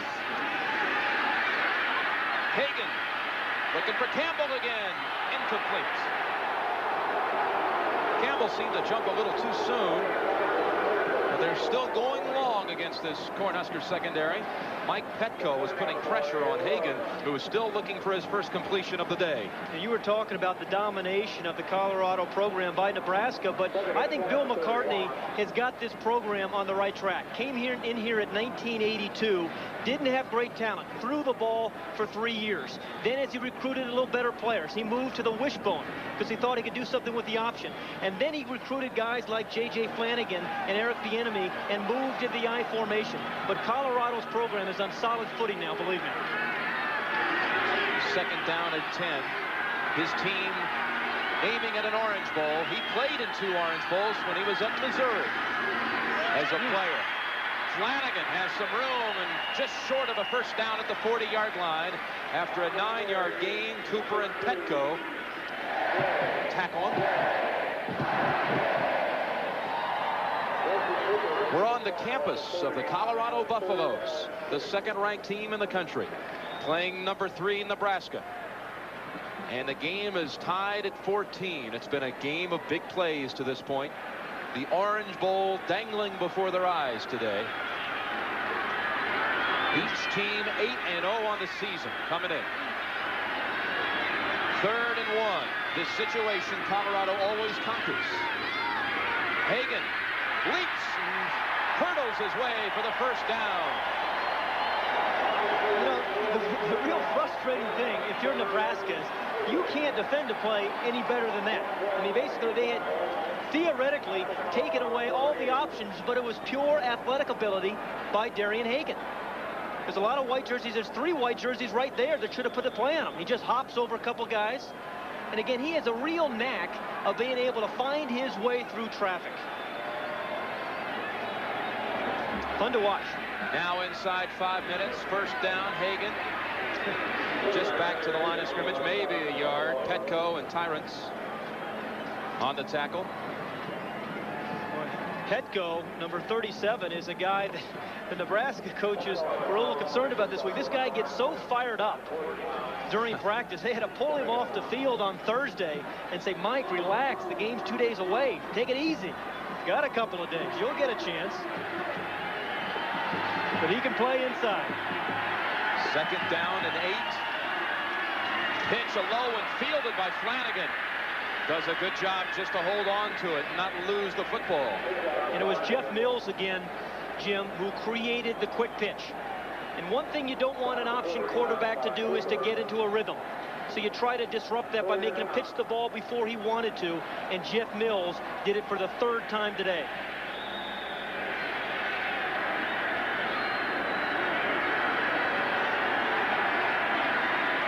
Colorado comes to the line facing 3rd and 9 with 3:40 left in the 2nd quarter. Tied at 14. Kissick offset from his fullback position. Flanagan the tailback, and movement on the right side. Vanderpool. Yep. It's hard to miss him when he moves. He is 6'8", 305 pounds. He's as large as several small states. And he's got some big old hoofs too. Look at those feet. I'll tell you, he has done a remarkable job. There's the hoofs. But what they ask a lot of their tackles at Colorado. They ask them to pull on traps. They ask them to pass block. They ask them to double team. And Mark Vanderpool has been done it all for the Buffaloes. Mark Vanderpool, MVP, Mark Vanderpool. Actually, there's a lot of guys you could say are MVPs on that offensive line. Joe Garton may have had the best year for him to this point for the Buffaloes. Yeah, the left guard. The left guard. Yeah. 3rd and 14. And again, the flags come out. That last one was just the first penalty of the game for Colorado. You know, that's an interesting point, too, because they came into this game averaging 9 penalties a game. That's one thing Bill McCartney was very concerned about, were those penalties. And now this is not Colorado's kind of down, 3rd and very long. And Nebraska defense has done a nice job of adjusting here, I think, Jim. And I think this is the 2nd time in the last 2 series that Colorado has been in 3rd and very long situations. Now the back-to-back penalties makes it 3rd and 19. John Bowman, a backup tight end, comes in. They go with the double tight end set. John Parrott, the starter, lined up on the left side. They'll pitch it, run it with Flanagan. Flanagan looking for the corner. He won't get it because Tyrone Bird was waiting for him. Boy, Tyrone Bird had a game so far. He really has. He steps in for the injured Marvin Sanders, intercepts a pass, stuffed a couple of plays down by the goal line to keep J.J. Flanagan out, and then makes a very physical play right there. This game is fun, isn't it? You know, Tom Ruin, it really is. Tom Ruin, some might say, well, he's got the advantage of the high altitude in Colorado. His average per kick is better on the road than it is at home. Over 47 yards a kick on the road, 46 at home. He didn't catch all of this one. He'll get a good bounce. Hughes lets it roll around down near the 10-yard line. Indeed, a favorable bounce, 51 yards for Ruin. Nice miss. It's like that 9-iron you hit sometimes. It's like you. When you miss hit a 9-iron, you're still all over the flag. Right. All over the flag. You know, the defensive coordinator at Colorado, Mike Hankwitz, he's the man with the headset right there. He has done a nice job this year of letting great athletes play. Hasn't had to use a lot of tricks this year because he knows he's got good personnel and been able to make adjustments during the course of the year to help his team win. You know, right off the bat, the big adjustments came at the corners with McLuhan and Gibbs. And they both have really done a great job to gel this defense. Worst starting field position for Nebraska. Good fake by Godowski, looking for Gregory, but over the head of Gregory. Well, that was a good fake. I want to tell you, the recipient of a pretty big hit was Ken Clark, who got smoked by Joel Steed, the nose tackle. Again, watch right there in the middle of your screen. Number 90 fought through about 3 guys. He smacks Ken Clark, but he doesn't have the ball. I mean, if you're going to get a hit, you might as well have the ball, I guess. Mike Hankwitz, his defense trying to hold on. Could set up Colorado with one last shot before the intermission. Second down and 10. Sam Schmidt in the backfield. They run it with the wing, Richard Bell. And Bell is buried at the 9. Howe and Williams on the tackle. Well, Gary Howe, number 95, with a big cast on his hand, has had a really productive year. Timeout called by the Buffaloes with 1:50 left in the second quarter. They have their eyes set on getting the football back here right before the intermission with the game tied. Said if we're going to beat Nebraska today, we have to stunt. We have to move people around up front. And that's what happened here. Watch these 3 guys as they move around and create some problems for the Nebraska blocking scheme. Steed does the swim move with the hand. Number 34 is Chad Brown, who fights through a play.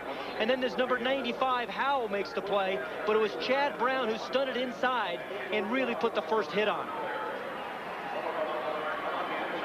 This is a guy who also has had an incredibly productive year. Chad Brown started the year as a pass defender, but now he plays on rundowns too.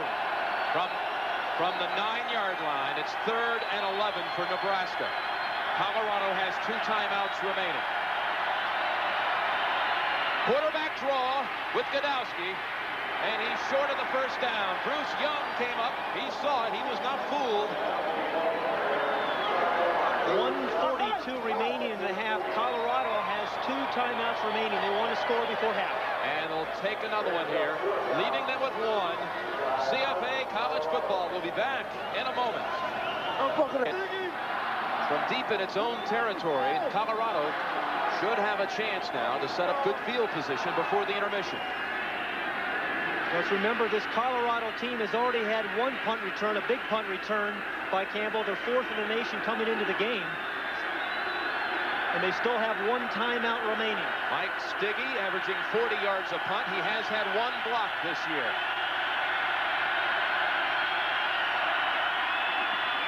Setting up a return, a low kick. He drives it to Campbell at his own 45. They'll try the middle, only for 5. 41-yard punt, 6-yard return in all. Colorado starts from midfield. Jim, good offensive football teams squeeze as many scores as they can out of a game right before halftime. Colorado has been amazing. This year, they have scored 7 times in the final 2 minutes of their games. They'll have an opportunity here, Pat. Hemingway comes in at fullback. Flanagan remains the tailback. Hagan running it for 3 yards. Remember, 1 timeout left for the Buffaloes. And Jim, for a field goal attempt, they need to get down to about the 35-yard line, 30 to 35-yard line, to have a reasonable chance for a field goal attempt. Campbell to the left, Pritchard, bottom portion of your screen. 2nd and 7. Hagan rifles the pass to Hemingway and a first down. He tumbled and twisted his way for a first down. It's the first completion of the day for Hagan. Again, what Hagan is doing, using the clock extremely well. 1:05 remaining. They don't start the clock until the chains are set. He's at the line of scrimmage and calling the play from there. Same formation. From the 38. Hagan is hit on the blitz. Actually, Kent Wells got him. They came racing in there, the Cornhuskers. And Kent Wells, the senior from Lincoln, got him. -7 on the sack, and that is a big play by Kent Wells, number 91. And he was looking forward to this kind of game. He said this is a smash mouth kind of game. Ran right over the guard to make the play. Hagan stops the clock as he throws it out of bounds. That was a second down play. So now 36 seconds on the clock, and 3rd and 17 coming up for Colorado. And Jim, they need about 10 yards, maybe 10, 12 yards on this 3rd down play to give themselves a reasonable shot at a field goal.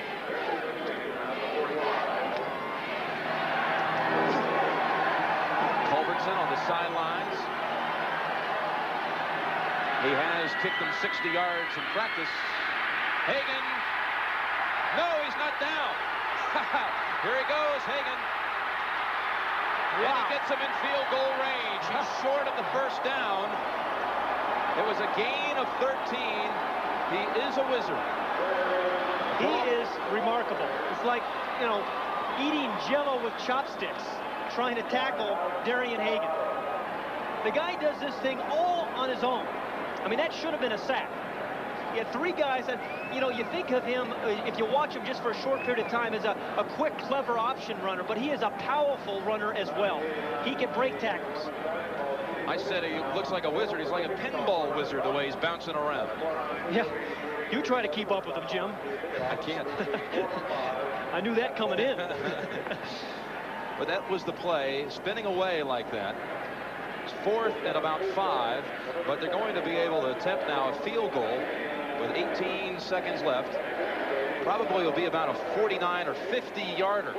You know, it's funny, Jim, the whole campus has been so excited about this Colorado team. One of the physics professors called Mike Hankwitz, the defensive coordinator, this week and said, hey, on these field goal attempts, why don't you line it back 10 yards? Because you don't get them blocked that way. The angle, he went through all the reasons you should line it up 10 yards, but they didn't pay much to his advice. They're still lining up at 7 yards. Jeff Campbell will hold. Officially, it's 49 yards. His career long is 52. His long of 89 is 47 yards. Culbertson has the distance, has the accuracy. Colorado leads. I see you, Kenny.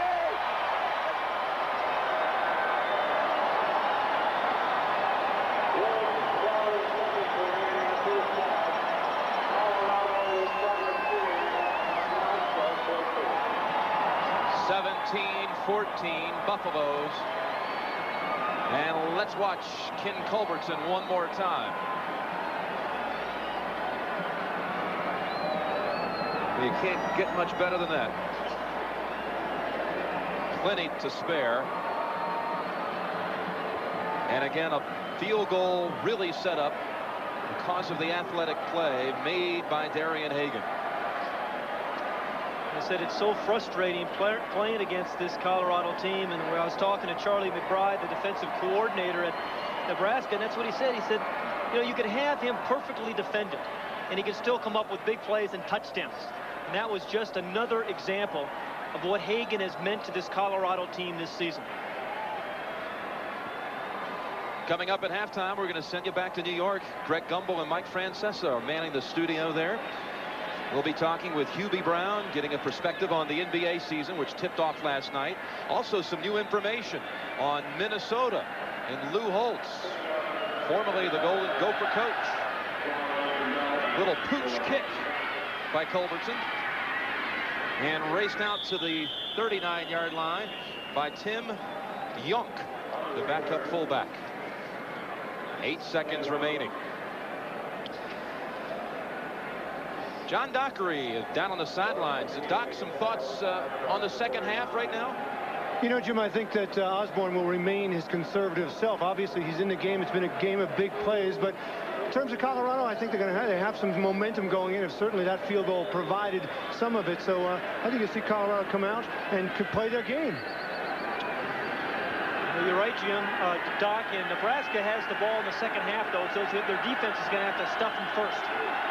Gregory left, Bell in a slot left. Will Godowski try a long one here before the half. He does indeed, and he's got a man open. Wow, there were 2 Cornhuskers in the area, only 1 defender, McClellan. And that pass intended for Richard Bell was overthrown. You know, that's the second time we have seen the wingback wide open. Remember earlier in the game we saw him over the middle of the field. That time he came to the outside and was open again. 1 second remaining. And looking at Tom Osborne with the headsets on, Jim, he is their offensive coordinator, has been for 17 years. He believes he wants to be in the game. He wants to call plays so he can stay close to the players in the game. Look at McCartney spot that one man. Bostic was open. He got a defender over there in a hurry. He got McGee on the line, but it doesn't matter. They're running the football with Ken Clark. Clark picks up big yardage, but the half ends. 21-yard gain by Clark, but it's a 17-14 lead by Colorado with the Big 8 championship and a berth in the Orange Bowl and a possible duel with Notre Dame on the line today here in Boulder. 17-14 at the intermission. Now let's take it back to New York with Greg Gumbel hosting the remnants of snow in the south end zone. They had 5 inches of snow on Wednesday, but it's warmed up. Temperatures in the 60s today for this Big 8 duel. Ken Culbertson will kick to Nebraska, but not before the ball blows off the tee. And Jim, the first possession of every second half, I think, is always the most important. And I think Nebraska in the first half did a nice job of adjusting, particularly defensively. But right now, it's important, down by 3 points, to get a couple of those first downs, get themselves in a chance to come up with another big play offensively. It's been a day of big plays.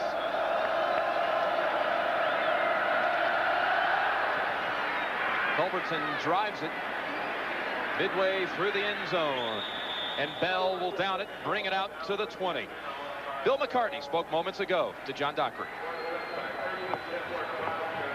Coach, what did you say to him at the half? Well, we got to protect Hagan better. If we give him a little more time, we're having trouble running the option because of the way they're supporting so aggressively with the free safety. And if we can give him time to step back here and throw that ball off the option fakes, I think we can make some big plays against them. But it's hard for us to pump the option at them consistently the way they're playing us. Now comes the option offense led by Jerry Godowski and Nebraska. This Colorado defense has not given up a touchdown in the third quarter all season long. Only 2 field goals. Inside give to Carpenter, and a gain of 3. Terry Johnson on the tackle, along with Michael Jones. In the first half, the Huskers scored on their first play, and then punted 3 straight times before another touchdown.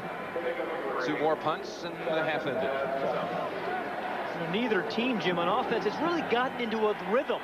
It's been a series of big plays, but good defensive plays that have forced them to kind of adjust.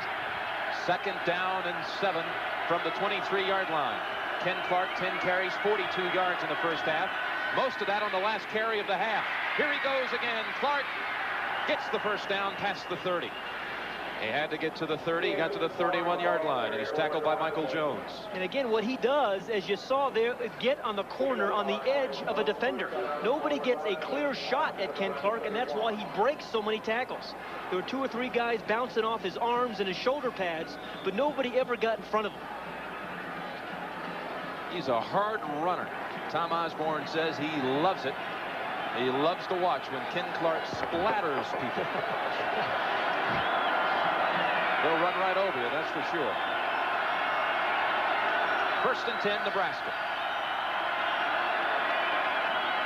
Clark, the middle, kind of lost his footing. He should have gotten more out of that, only to the 33-yard line. Michael Jones in the area. You know, Jim, talking about Ken Clark being physical, you know, he started this year really trying to be a finesse runner. Decided to change his style, but it wasn't working for him. He got hurt in the first game, and then about 4 weeks into the season, he brought out an old highlight film of Mike Rozier, the 1983 Heisman Trophy winner, saw how physically he ran inside, and he has gone back to that physical inside kind of running. 2nd down, 8. We'll try Clark again to the 36-yard line. Tripped by Oakland Salavia. And we go back to the sidelines with John Dockery. John? Hey, Jim, the weather conditions are changing slightly down here. There's a wind that's whipping around the stadium. It's coming from right to left. And at certain times, as it gusts, it may affect the passing game of both teams. Now back to you guys. I think the wind not only got the flags, but got John's tie. That nice new Armani tie. Yeah, I saw that. 3rd and 5, though, into the wind. Tough position for Jerry Godowski. Morgan Gregory to the left. Washington's the tight end tucked on the right side. Boom. Wow. An immediate give to the fullback, and nowhere to go is Joel Steed, and that whole line of Colorado says you're going nowhere. That is a great defensive play, and a big defensive play. I thought Oakland Salavia was going to intercept the handoff.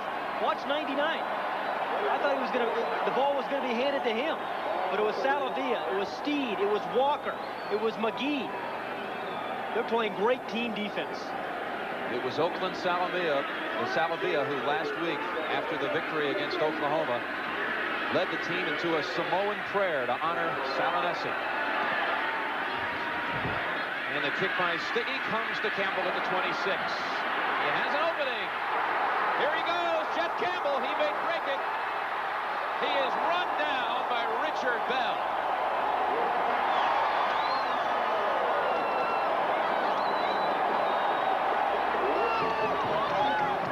That was a great play by Richard Bell, because Campbell, who has great speed of his own, was in the open.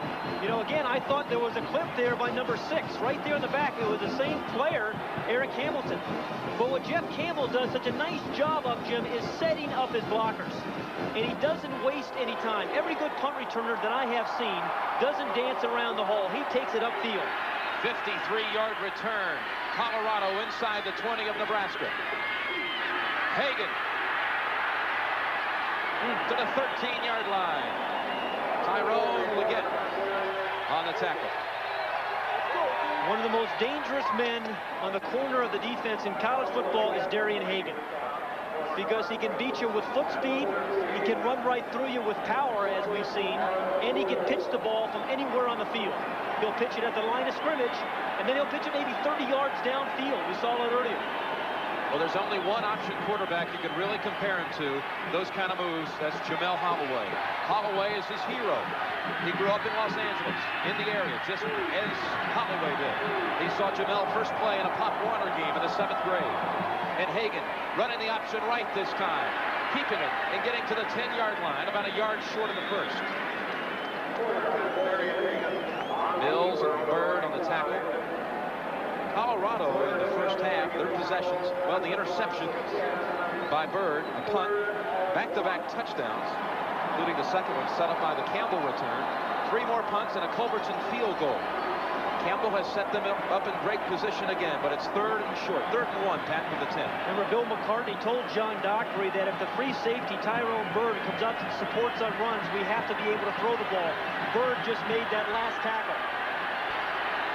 Pissick, Pritchard, and Flanagan in the full house backfield for Colorado. Flanagan, first down, Buffalo.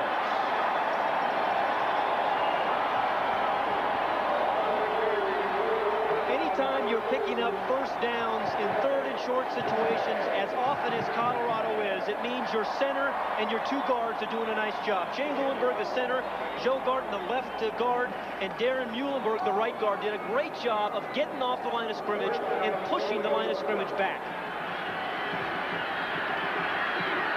1st and goal from the 7.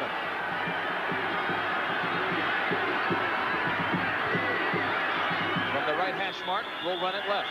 And now the play is whistled dead. And they were going to come back with the throw to try to beat the free safety, Tyrone Bird. That's exactly what Bill McCartney told John Dockery. Dead ball. False start. The offense. Colorado had a couple of those false starts late in the second quarter. This is the third now of the game. First and goal from the 12. First and goal from the 12 is a very difficult series to score on, particularly when you're not necessarily a strong throwing football team. They need Hagan on the corner of the defense to come up with a big play. MJ Nelson at the bottom of your screen. Flanagan, Pritchard, and Kissick in the backfield. Hagan will keep running the short side, picking up a short gain. Mike Petco on the tackle to the 9-yard line. They're talking to Eric Bieniemy. Bieniemy putting the helmet on, yeah. Pat. He is a guy that's run the sweep this year with great ability. He's a guy, too, that Bill McCartney tells us, inside of the 10, he is so focused on finding that end zone. They've never had a great competitor, as good a competitor, inside the 10-yard line as Bieniemy. And he can also throw. He's thrown for a touchdown this year against Illinois. Running the option, Bieniemy. He's going to throw. And the pass, flagged down. I believe it's intercepted. Tyrone Leggett has Bieniemy through. You know, I've always wondered about a guy rolling to his left and throwing with the right hand, Jim.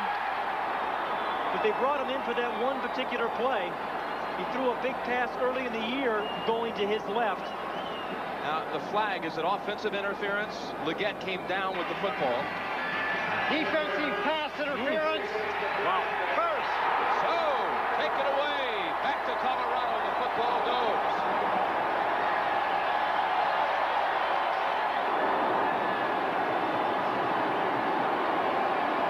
Take a look.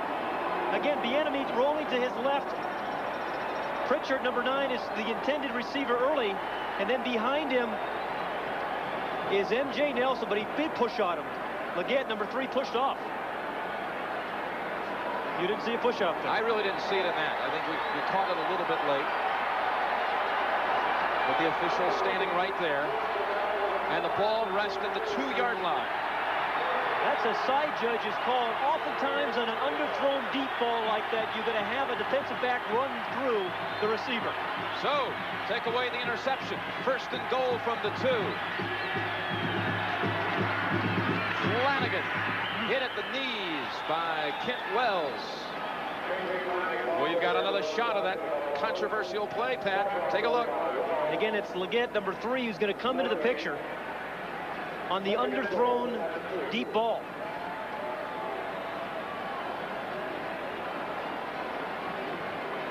Again, Jim, I thought on live action, I thought he pushed before he went up.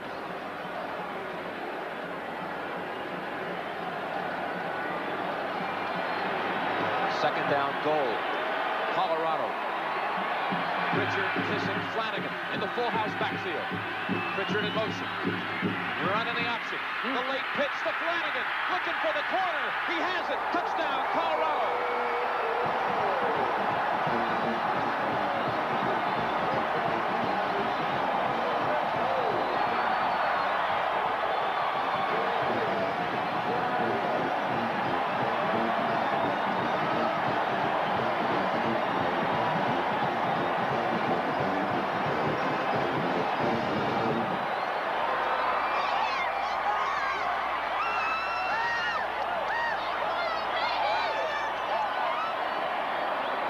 You see a student in the background picking up an orange.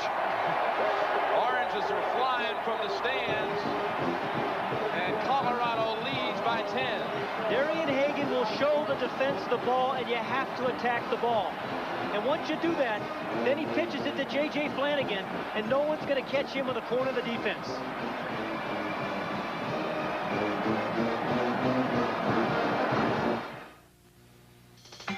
Of the day, and Colorado leads. We talked with Flanagan about this game.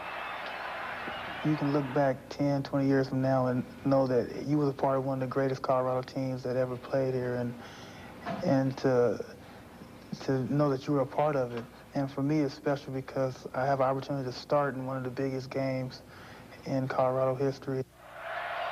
He has started, and he has continued. 16 carries, 97 yards, on the brink of breaking the 100-yard barrier. Jim, it's a game of memories. These guys will remember this game as long as they live. J.J. Flanagan has not forgotten last year with his fumble. Missed out on a touchdown attempt for Colorado. This ball will be down in the end zone by Tyrone Hughes. Again, Flanagan a year ago broke out into the open. Had a 43-yard touchdown run, apparently, but at the last minute, the ball just fell loose. He said he's thought about it every night since then. Very important series here, Jim, for the Nebraska offense. Down by 10 points, 8 minutes remain in the third quarter, and all the momentum right now is on the Colorado side of the ball. Carpenter and Clark. Jake Young snaps it to Godowski.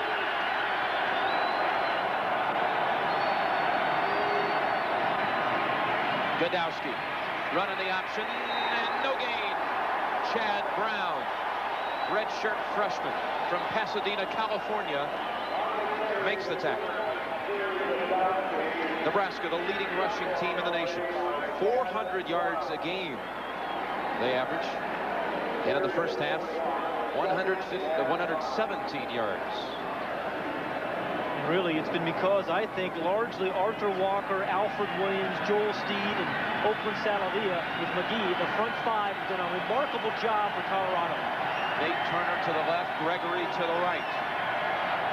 Kratzenstein tucked in on the left side, out of the eye on second down. And again, no gain. Ken Clark hit by Walker and Steed. You know, assistant coaches don't get enough credit. But Mike Hankwitz, the defensive coordinator for Colorado, said to us yesterday, we need to stunt to win this football game. You see all three guys in the down three position move. They didn't feel like they could just stand in there and take on that big Nebraska offensive line. So Mike Hankwitz, that man right there, has set up a nice defensive game plan. 3rd and 9 for Nebraska.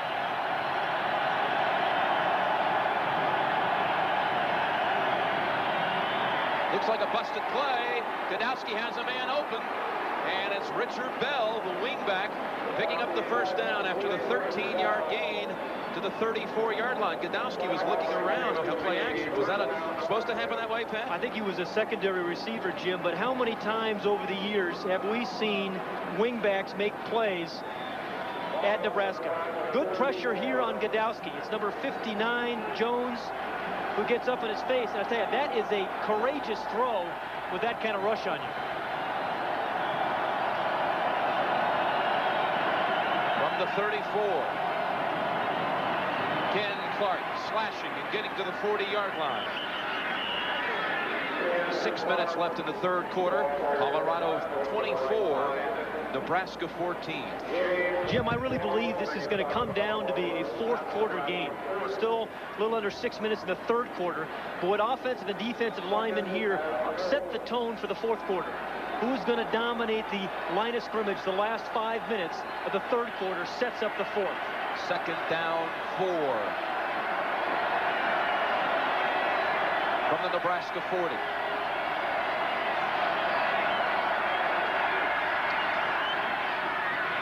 Ken Clark hit first by Bruce Young. And Clark's about a yard short of the first down. Has to get to the 44. We have seen Colorado convert 3rd and short an awful lot, Jim, and now Nebraska comes up with their most important 3rd and short situation in this game. 3rd and 1, trying to get back in the ball game, trailing by 10, and keeping the drive alive. Signals coming in from Hankwitz. 3rd and a yard. 2 tight ends, Washington and Garrett. Carpenter and Clark lined up in the eye behind Godowski. And a timeout signal by Nebraska. So we're inside of 5 minutes to go in the third quarter. Colorado leading by 10. When they're so precious, well, here's the reason why. Nebraska wanted to run that last play to the right. But see, there's 3 guys right here, including the free safety, Tim James, and that forced Godowski to call the timeout. As you see him move, they're shifting people around. They're causing the offensive quarterback to think. And again, another clever little move by Mike Hankwitz, the defensive coordinator, moving Tim James, his safety, around. The wind really has picked up, as John Dockery alluded to. Nebraska's going into it, but will have the wind at their backs in the final quarter. 3rd and 1, Nebraska.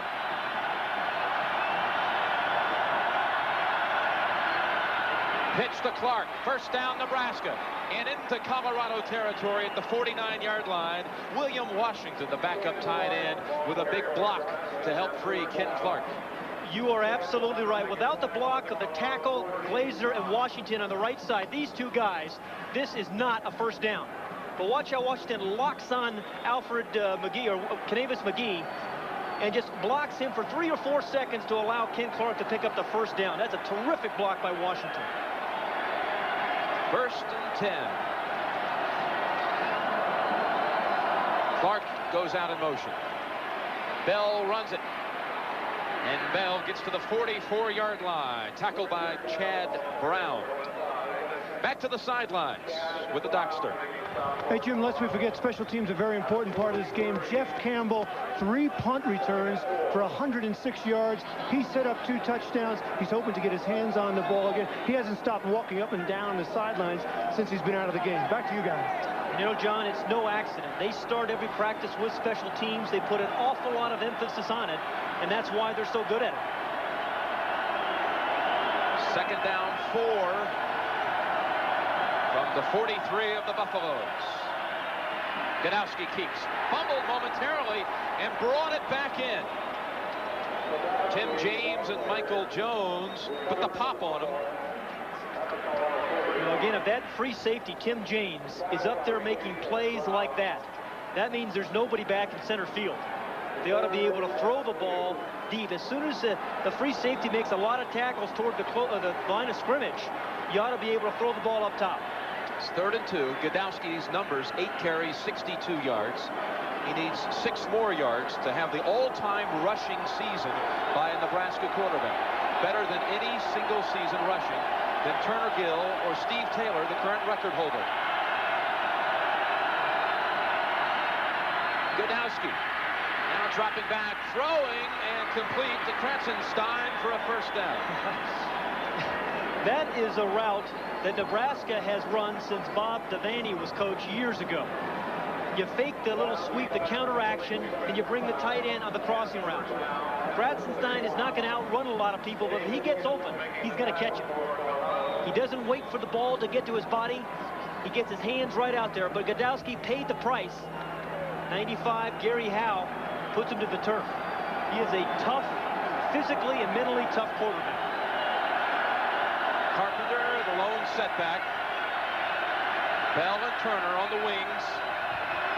1st and 10, Godowski keeps to the 27-yard line. A 4-yard pickup. Dave McCluen from the corner makes the tackle. Well, Jim, Doug Glazer, the right tackle, number 70. They say he's the best tackle that's ever played at Nebraska. And he does a great job of Arthur Walker. He knows the play is coming outside. He invites him to come inside and then just pushes him away from the play. Played at Mesquite High School. They call him the Tank. 2nd down, 6.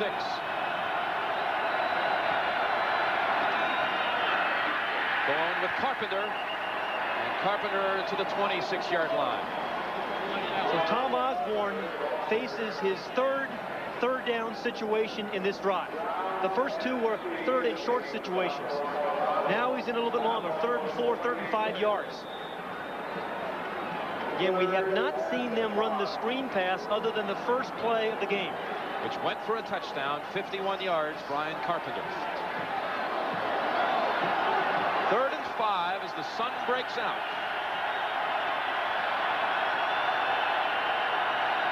Will the Cornhuskers.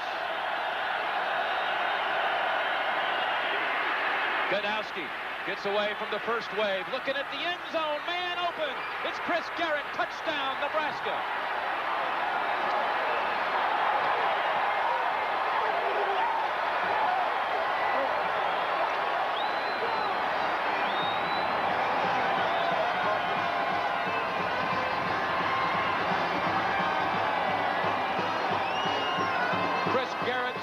Reception of the year, his second touchdown, and the Cornhuskers can move within 3 with the extra point.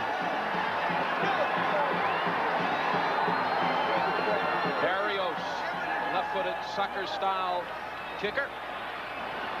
Jerry Dunlap on the hold. 24-21 now, Colorado. Two heavyweights going at one another, Jim.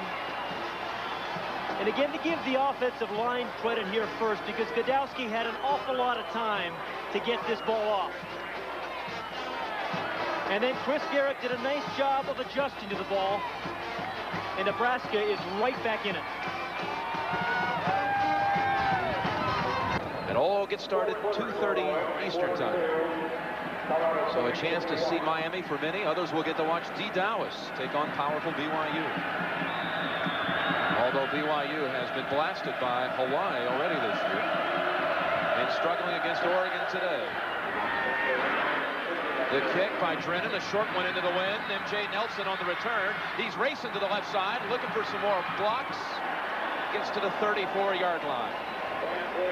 Pat, what about the national championship picture?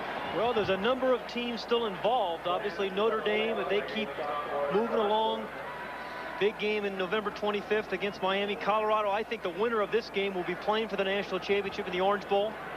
Michigan with 1 loss, still in the picture. Still in the picture. And Alabama, the only other undefeated team that they're going to need some help. Alabama's going to need some help. Some other teams, perhaps 3 teams losing for Alabama to win it all.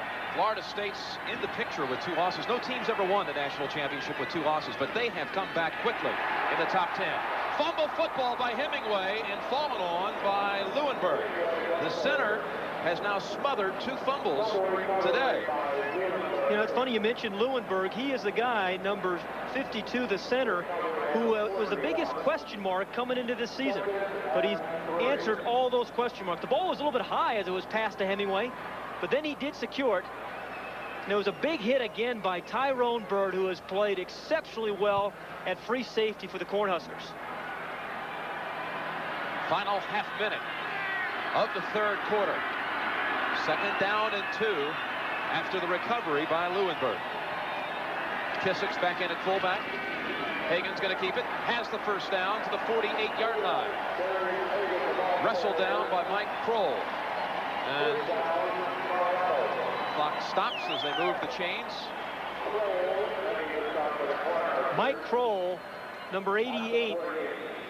Bottom left of the screen here, down here, I'm sorry, right in there. He is the guy who's reading the guy in front of him.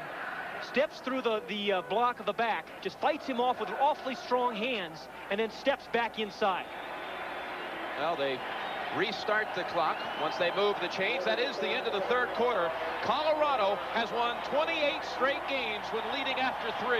They lead it right now by 3, 24-21. 15 minutes to go in the battle for the Big 8. We'll continue after this message and a word from your local station.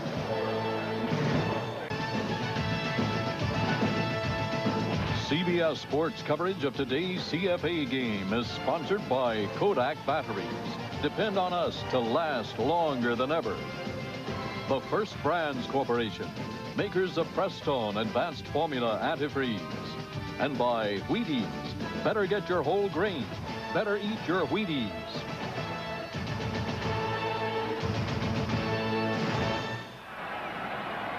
The beauty of Colorado and the campus set right against the Rocky Mountain Range.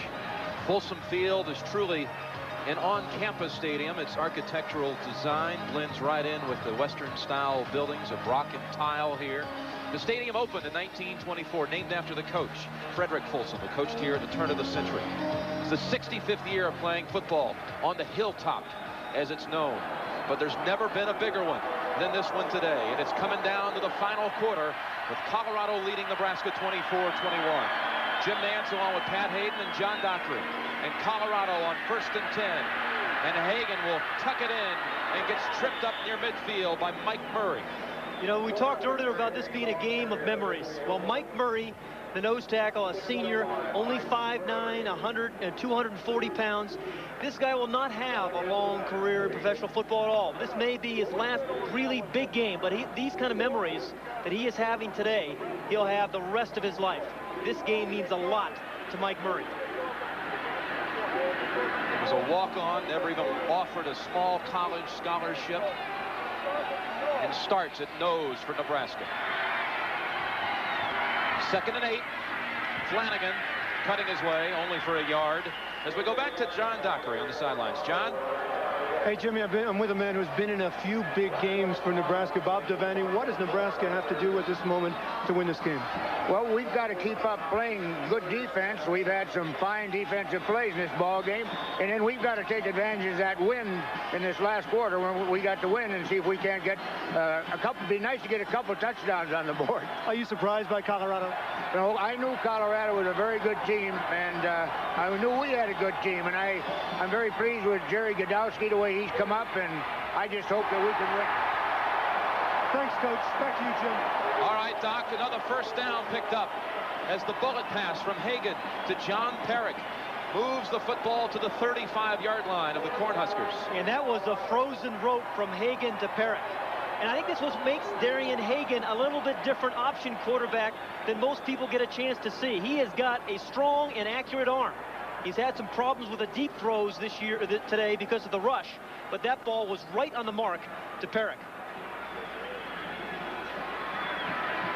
From the 35 of Nebraska. 1st down. Hemingway now the fullback. Hemingway with the football, and he barrels his way for 3. If you're a lineman and you have a 3-point game, this is what you love. You like to give the ball to the fullback. You like a physical kind of game, smash mouth football. Both teams have called it. You want to seize the opportunity. You want the big fullback to run right behind you. And if you're a defensive lineman for Nebraska, this is your moment in the sun as well. Stunt, make a big play, make something happen. Give your offense a chance to come back and win the game. 2nd down and 7. From the 32.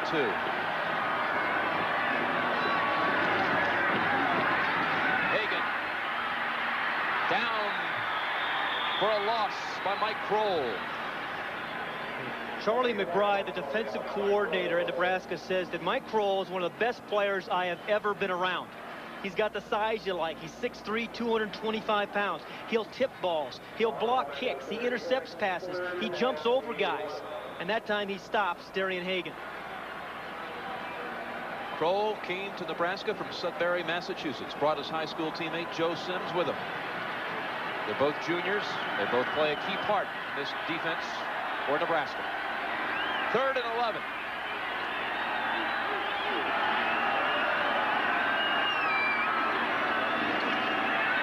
Hagan running left and into the open.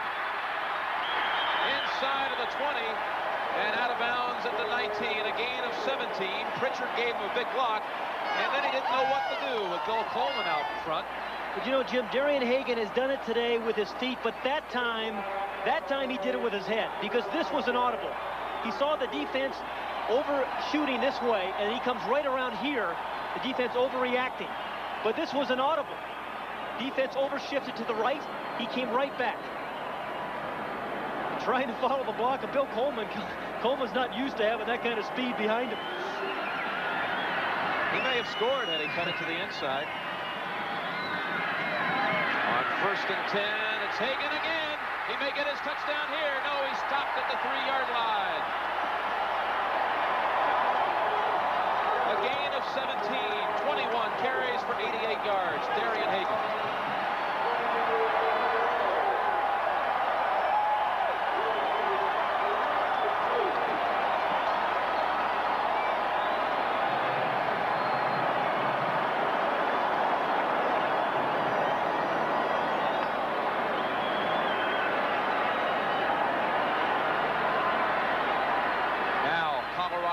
Coming into the teeth of its own student body section at this end zone. 1st and goal.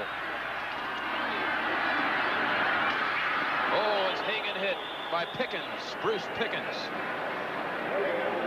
He thumped Hagan as he was cutting it toward the goal line. Well, Bill McCartney's team in scoring position today has had great success when they've run the option out wide. That time they forced Hagan to keep the ball, but they've been most successful, particularly in the first half, when Hagan pitched the ball down here to Flanagan on the corner. 10:45 left in the game. Colorado leads by 3, trying to go up by 2 scores. 2nd and goal.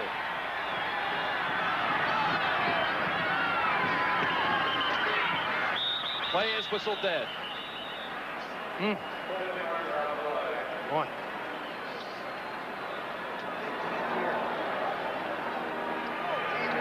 Dead ball. False start on the offense. 2nd down. Well, you know, Jim, they're right down in that corner of the student section. And there's an awful lot of noise down there. And again, Hagan has been calling a lot of audibles. And I think they're having trouble hearing him. Because it looks like there was some miscommunication that time. When he came out, he went one way, the backs went the other. It would have been a busted play. So now 2nd and goal from the 7. Double tight end set, Herrick and Bowman. Hemingway, Pritchard, and Flanagan in the backfield. And again, Hagan is hit, and no gain. Jeff Mills and Ray Valido. Jeff Mills just drilled Hagan that time. Actually a loss of a yard on that play, Pat. We're inside of 10 minutes now. And again, the penetration here, Jim, that was the key. Good fake there by Hagan, but there's 5 white jerseys around him. And now Colorado is faced with the most important 3rd down of their season. Valido threw him to the line with velocity. And now from the 8. Same backfield.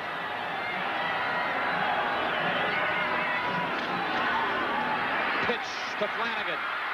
And a loss back to the 11-yard line. Kroll comes up, along with Mills and Tyrone Bird. I tell you, Mike Kroll did a sensational job of getting upfield. Number 88, left part of the screen. Hangs back, fights through Pritchard to block number 9. And then as Flanagan cuts back, he almost overruns it, but he has enough arm strength to still pull Flanagan down. Culbertson will attempt a 28-yard field goal. This could be a series Colorado regrets. 1st and goal from the 2, a chance to go up 2 scores. They settle for the field goal. It hooks through there. It's good. And it's 27-21. Buffaloes. Less than 9 minutes to go, but Nebraska still within a touchdown. Agonizing minutes. And Nebraska will have the wind at its back. Down 6. With, again, an Orange Bowl spot on the line here at Boulder. Jim, we've said a couple times, it's been a day of big plays and a day of adjustments, both offensively and defensively. Hughes and Flowers back deep for Nebraska. Into that win, the kick only comes to the 12-yard line. Richard Bell on the return. Now that is Flowers. Leotis Flowers to the 23-yard line. Again tomorrow, NFL action coming your way. We'll get it started with the NFL today. Jim Harbaugh, quarterback, against Green Bay tomorrow. Some will see the Rams. Been sluggish of late against Minnesota. Plus other regional action. The Giants out on the West Coast play Phoenix. Philadelphia won last week against Denver. Now we'll be back out there taking on San Diego. You know, that Ram game is going to be fun to watch. Talk about the rivalries between the Chicago and Green Bay, but that Ram-Minnesota game has been a rivalry, a natural rivalry for years. I played in it. Looking forward to watching it. You played in the NFC Championship game against the Rams. There, you had to remind me, didn't you? Ken Clark. Tackled by Tim James, but he gets all the way to the 39-yard line, just shy of a first down. Okay, Nebraska down by 6 points as we start this 4th quarter, and they are at 8:26 remaining in the 4th quarter. They have the wind at their back. Now, over the years, they've won lots of games in this situation by pounding people, by running the pitch play, by throwing a screen pass. And this is where their offensive linemen over the years have really taken charge.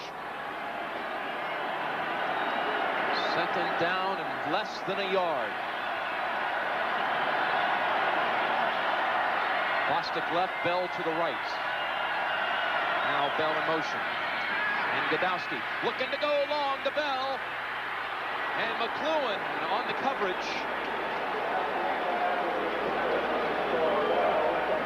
I'll tell you, that was a nice recovery by McClellan because he was beaten early by Richard Bell. Not the best pass of the day by Godowski, but Godowski's had a good day passing. He's thrown 3 touchdowns. Oh, wow. Is that a stretch? Is that a stretch? Rehearsing your ad-libs last night again, huh? Hey, this guy, seriously, Pat, has accounted this year for 24 touchdowns. Godowski has rushed for 12. He's thrown for 12 touchdowns. And he's always overshadowed. Now he has a chance to drive Nebraska to victory. It's 3rd down and less than a yard. Ken Clark looking for it. He gets the first down and up to the 45-yard line. This drive, Jim, may very well be for a national championship, because the winner of this game, I believe, will go on to the Orange Bowl and play for the national championship. Now, Colorado may not get the ball back if Nebraska can drive it here. They're grinding it out, 7:46 remaining in the 4th quarter. They're trying to eke out as many first downs as they can, still get the ball in the end zone and kick the extra point. You kind of sense this could be a big drive here by Nebraska. Trailing by 6. With 7 minutes, 30 seconds to go in the contest. 1st and 10 from their own 45. Ken Clark. No, that's actually Nate Turner from a wing getting to the 49-yard line. Pick up a 4. Nate Turner. Well, big old, see the right guard and right tackle there. Bill Babora and Doug Glazer come out and lead the way for Turner. Well, Glazer, it's high honors to be able to be claimed as the greatest tackle in the history of Nebraska football. Label put on him by Tom Osborne yesterday. And they ask him to do everything at Nebraska, and he's able to do it. Pass block, run block, pull. Ken Clark is out. Leotis Flowers is the tailback. 2nd down. Flowers carries. He's hit immediately by Walker and spins back to the line of scrimmage. And Jim, again, it was the stunt that time by Arthur Walker. He goes right by Doug Glazer, right here. Watch the stunt inside. Glazer just doesn't have a chance. He thinks he's going to play head up, but that's their scheme. Stunt, get into the gaps, and cause negative plays. 3rd and 5. Nebraska faced several 3rd down situations on its last touchdown possession. Clark's back in the game, 3rd and 5. Pass caught, 1st down, Gregory. Morgan Gregory at the 41-yard line, tackled by McClellan. Again, this is a guy, Pat, Godowski, who just seems to get overshadowed, but his numbers are tremendous. In fact, you talked about Hagan. Godowski has accounted for more touchdowns than quarterbacks Hagan, Harris, and Tony Rice this year, all Heisman candidates. You know, I think he gets lost in the shuffle here at Nebraska, but he is having a staggering year. Playing really well. Only been intercepted twice, throwing 12 touchdowns and running for 12. 1st down, he pitches it to Clark, cutting, looking for a hole, and getting to the 35-yard line. Clark's kind of getting warmed up now, you sense, don't you, Pat? He's one of those guys, the more you give Ken Clark the ball, the better he feels, the more comfortable he feels. He's a power back, and he doesn't need a lot of room to make a move. Lots of running backs need a big hole to make a move and fake a guy out, but not Ken Clark. He can put a move on in very close quarters. Clark's moving in on 120 carries, 94 yards. 2nd down and 4. They go inside with Carpenter, and he picks up the 1st down for Nebraska to the 30-yard line, and inside of 5 minutes. Just what Nebraska and Tom Osborne wanted exactly to do. They are thinking score, use as much time on this clock, the 4:55, as they can, and not give the ball back to Colorado. Touchdown and an extra point could win it. And that's why it's very important, critical right now for this Colorado defense to come up with a negative play. Chris Baugh comes in as a receiver. Double tight end set on 1st and 10.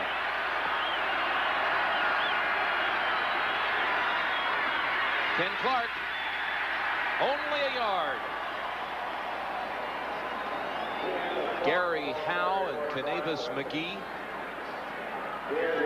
on the tackle. Well, this has really been amazing, this drive to me. We have seen Nebraska do a number of different things. Throw the ball in a critical situation when they had to. They've run the ball up the middle with Carpenter.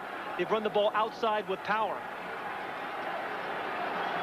This is a very similar drive to the one we saw last week when we were at Penn State.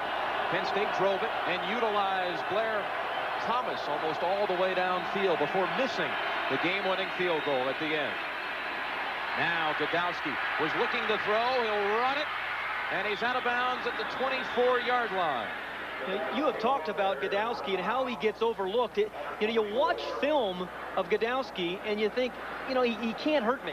But the more and more film you watch of him, the more concerned you get. Because that's a play that should have stopped him really for no gain. Well, he's got 10 carries, 71 yards, and with that run, he sets the school rushing mark in one season by a quarterback for rushing, breaking Steve Taylor's mark. Well, Jim, again, you have mentioned that what's on the line for this game. A Big 8 championship, perhaps, a national championship possibility, and now the biggest third down for Nebraska on 3rd and 4.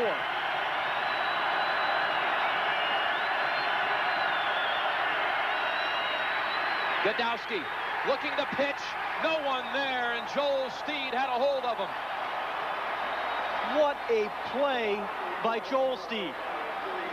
The nose tackles had a remarkable year in a remarkable game. Tom Osborne calls the timeout. Now Nebraska will talk it over. They'll probably go for it here, Pat, on 4th down. And they may very well have to, but you don't think Joel Steed knows what's on the line? He knows the Big 8 championships, and he wants to be in the Orange Bowl. There's a timeout. Nebraska will go for it. Watching his team hopefully drive for the winning score, 27-21, 4th down for Tom Osborne. During that timeout, the Colorado defensive coaches brought the entire team to the sideline and challenged him, telling them this was the moment they've been waiting for. This was the moment of truth, and if they were men, it was time to show it. Pat and Jim? Only one timeout remaining for Nebraska. They've sent 4 receivers into the game. They'll line up some of them on a wing. Carpenter in the backfield. 4th and 6. Over the years, Nebraska's had big plays out of the wingbacks.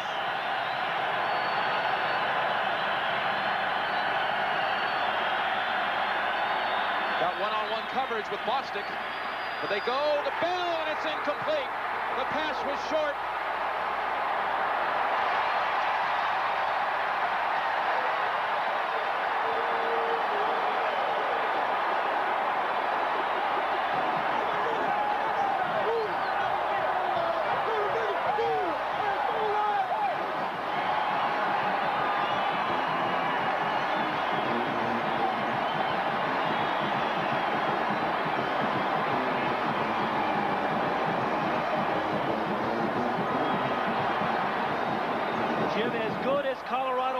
Right now, this game is not over. 3:28 remaining. Nebraska still has one timeout. Defense must shut them down right here.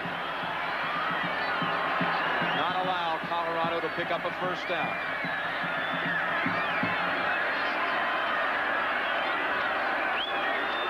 Hagan is tripped up right after the exchange. Kent Wells. Biggest play of the year thus far in college football, 4th and 6. It was Bell, number 21, out of the backfield, but good coverage by Bruce Young, number 7, steps right in front of him. And that allowed, didn't allow any crease for Godowski to throw the ball. And Mike Hankwitz asked his team to get the challenge, meet the challenge. They did. 2nd and 13 after the big play by Wells. Hagan keeps swarmed under at the 27-yard line, and now Colorado faces 3rd and long. And again, Nebraska will get this ball back again. 2:37 remaining. They still have one timeout. Now it all depends on this 3rd down play. 3rd and 9 it will be. Now, Colorado had not had great success throwing the football. You have to give Darian Hagan, their quarterback, a chance to pick it up for you on the corner of the defense.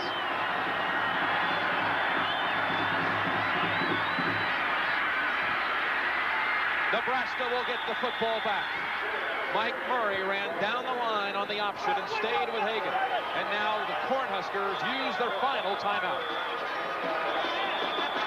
A day for memories for Mike Murray, number 74, the nose tackle. We've talked a lot about him, and that is all determination. Nebraska, trailing by 6, will get the football and one more chance. Mountainous proportions. Nebraska and Colorado playing for the Big 8 berth in the Orange Bowl. And a probable shot at Notre Dame for the national championship. 2 against 3. Colorado leading by 6, but will kick the ball away to Nebraska, a team with no timeouts left. And Nebraska has blocked 2 punts this season already. Come charging in. Pickens came from the outside, but Ruin got it away. And now Hughes lets it bounce around. Poor judgment. And now Nebraska will have to drive 88 yards to get to Miami. That's a ball he has got to catch. Hughes, number 33, has got to catch that ball. And that's an incredibly big play into that wind. 62-yard punt into a very stiff wind.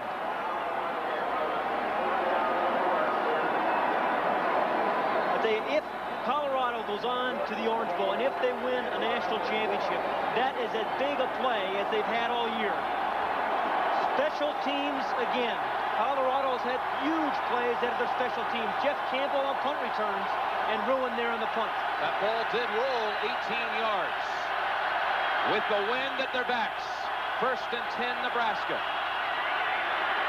Godowski setting up a screen to Carpenter, incomplete. And the Buffs read that one all the way, including Chad Brown. That was the play they ran, the first play of the game, for a touchdown. But that time, Chad Brown, the inside linebacker, read it beautifully. No timeouts remaining. But they do have 95 seconds.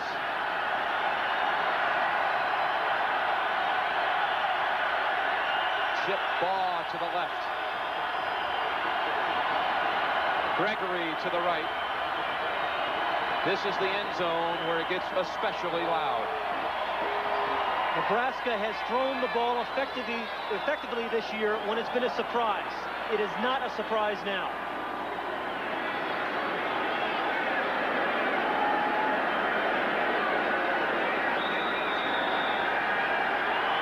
Second down and 10.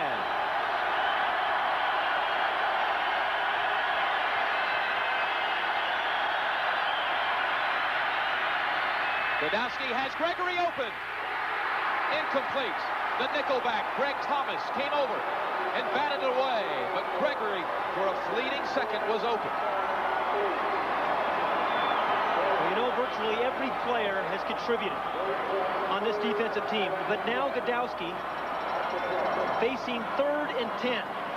The thing that goes through a quarterback's mind here is make sure my receivers get the 10 yards on the route. Don't run a route at 8 yards. Go 12 at least. And you want to get a ball to a receiver on the move. 3rd and 10.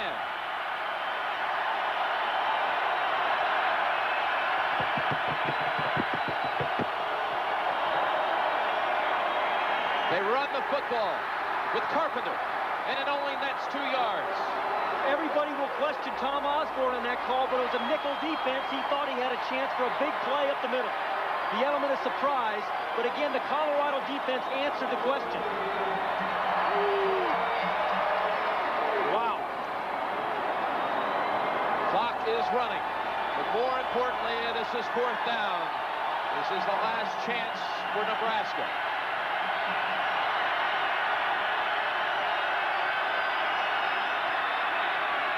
Godowski to Gregory, 1st down, and he's out of bounds.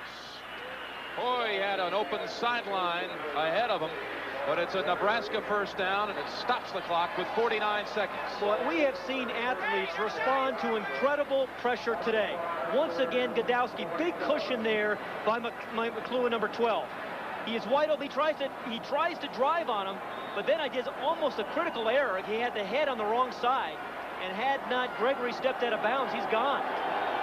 No timeouts again. 49 seconds remaining.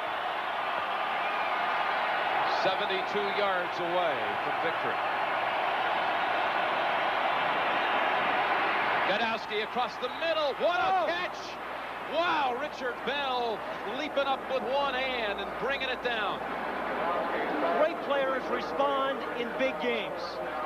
And Richard Bell just made one of the best catches I have ever seen under this kind of pressure, because he is well covered. And Godowski throws it off the wrong foot. The left hand goes up and catches it in one pass, one hand, then he gets drilled by Thomas. 20-yard gain. The clock had been stopped to move the chains. Now it's put back into play. Left sideline. And incomplete. 2 Cornhuskers in the area. Turner and Ball. It is really fun to watch athletes like we are today, Jim, respond under these circumstances, and both teams have. Godowski's done one thing, and Hagen's answered. The offensive line on one squad, the defensive line on the other. Bill McCartney says it's the biggest game I've ever coached, and he actually looks like he's enjoying it, smiling on the sidelines.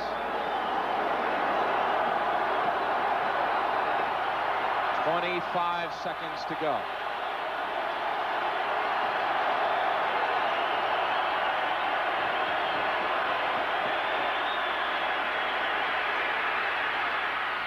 Bell again, incomplete. It actually, had he caught it and been stopped right there in the middle of the field, Nebraska may not even got another play off anyway. Yeah, with 19 seconds remaining, they have to throw the ball way downfield. They can't just afford to try to get it into first down. This can't be a 10-yard pattern. It has to be a deep pattern. 3rd down and 52 yards to victory.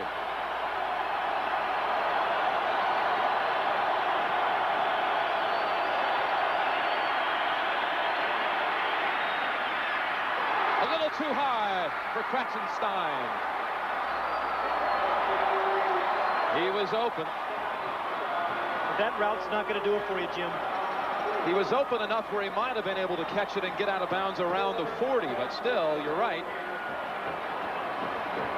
Well, you've got to go down now. 4th down and only 14 seconds remaining. John Bostic has been the big play receiver for Nebraska all year.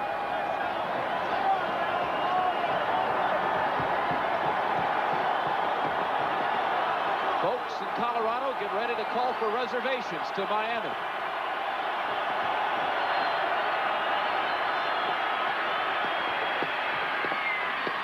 Morgan Gregory. And he's tackled at the 42-yard line. They'll have to measure for a first down. They'll stop the clock. Patton is right at the first down yardage. Boy, and what a big break there for Nebraska, which means they'll get one more shot. And now they can actually throw the ball into the end zone. Officials timeout. They're going to measure. This will be close. If he's short, the game is over. Godowski needs to have his team on the line of scrimmage, really, Jim, because they'll start the clock again. They'll put the ball back in the play, the clock back in the play. Yeah, so he's got to be up at the line of scrimmage. First down, Nebraska. He's telling them, get to the line. We're going to put the clock into motion. They've got Bostic and Turner set to the left. One last play to decide the Big 8.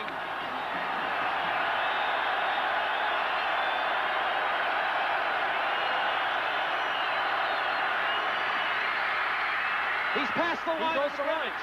He's past the line of scrimmage, and it's incomplete anyway.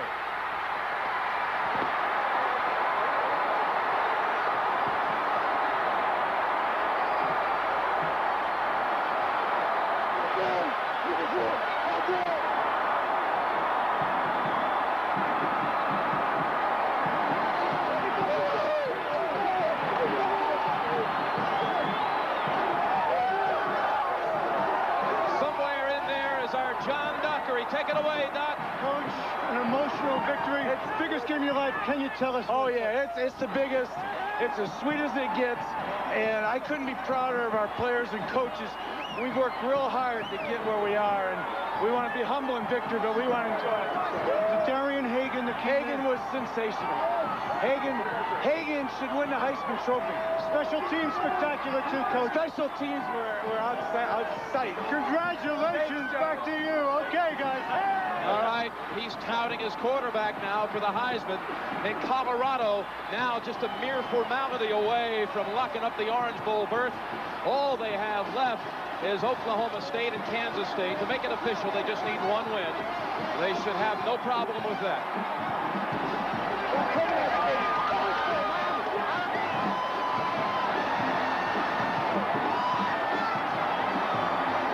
It took 100 years of Colorado football to get in position to play for a national championship. It took about 10 seconds for the goalpost to come down today in Boulder.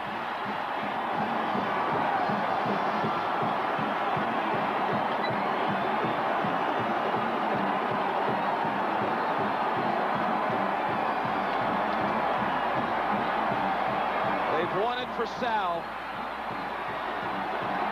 They've won it for themselves. Colorado is now 9-0 on the season.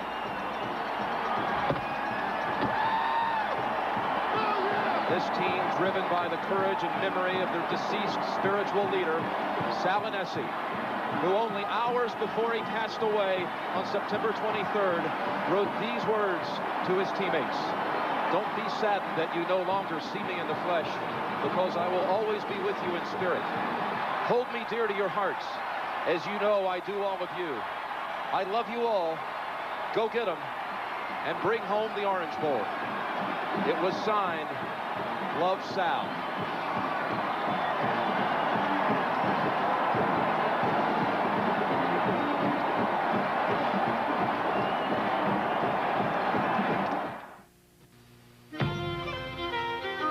Mr. Ian McKenzie. I'm Angus McKenzie.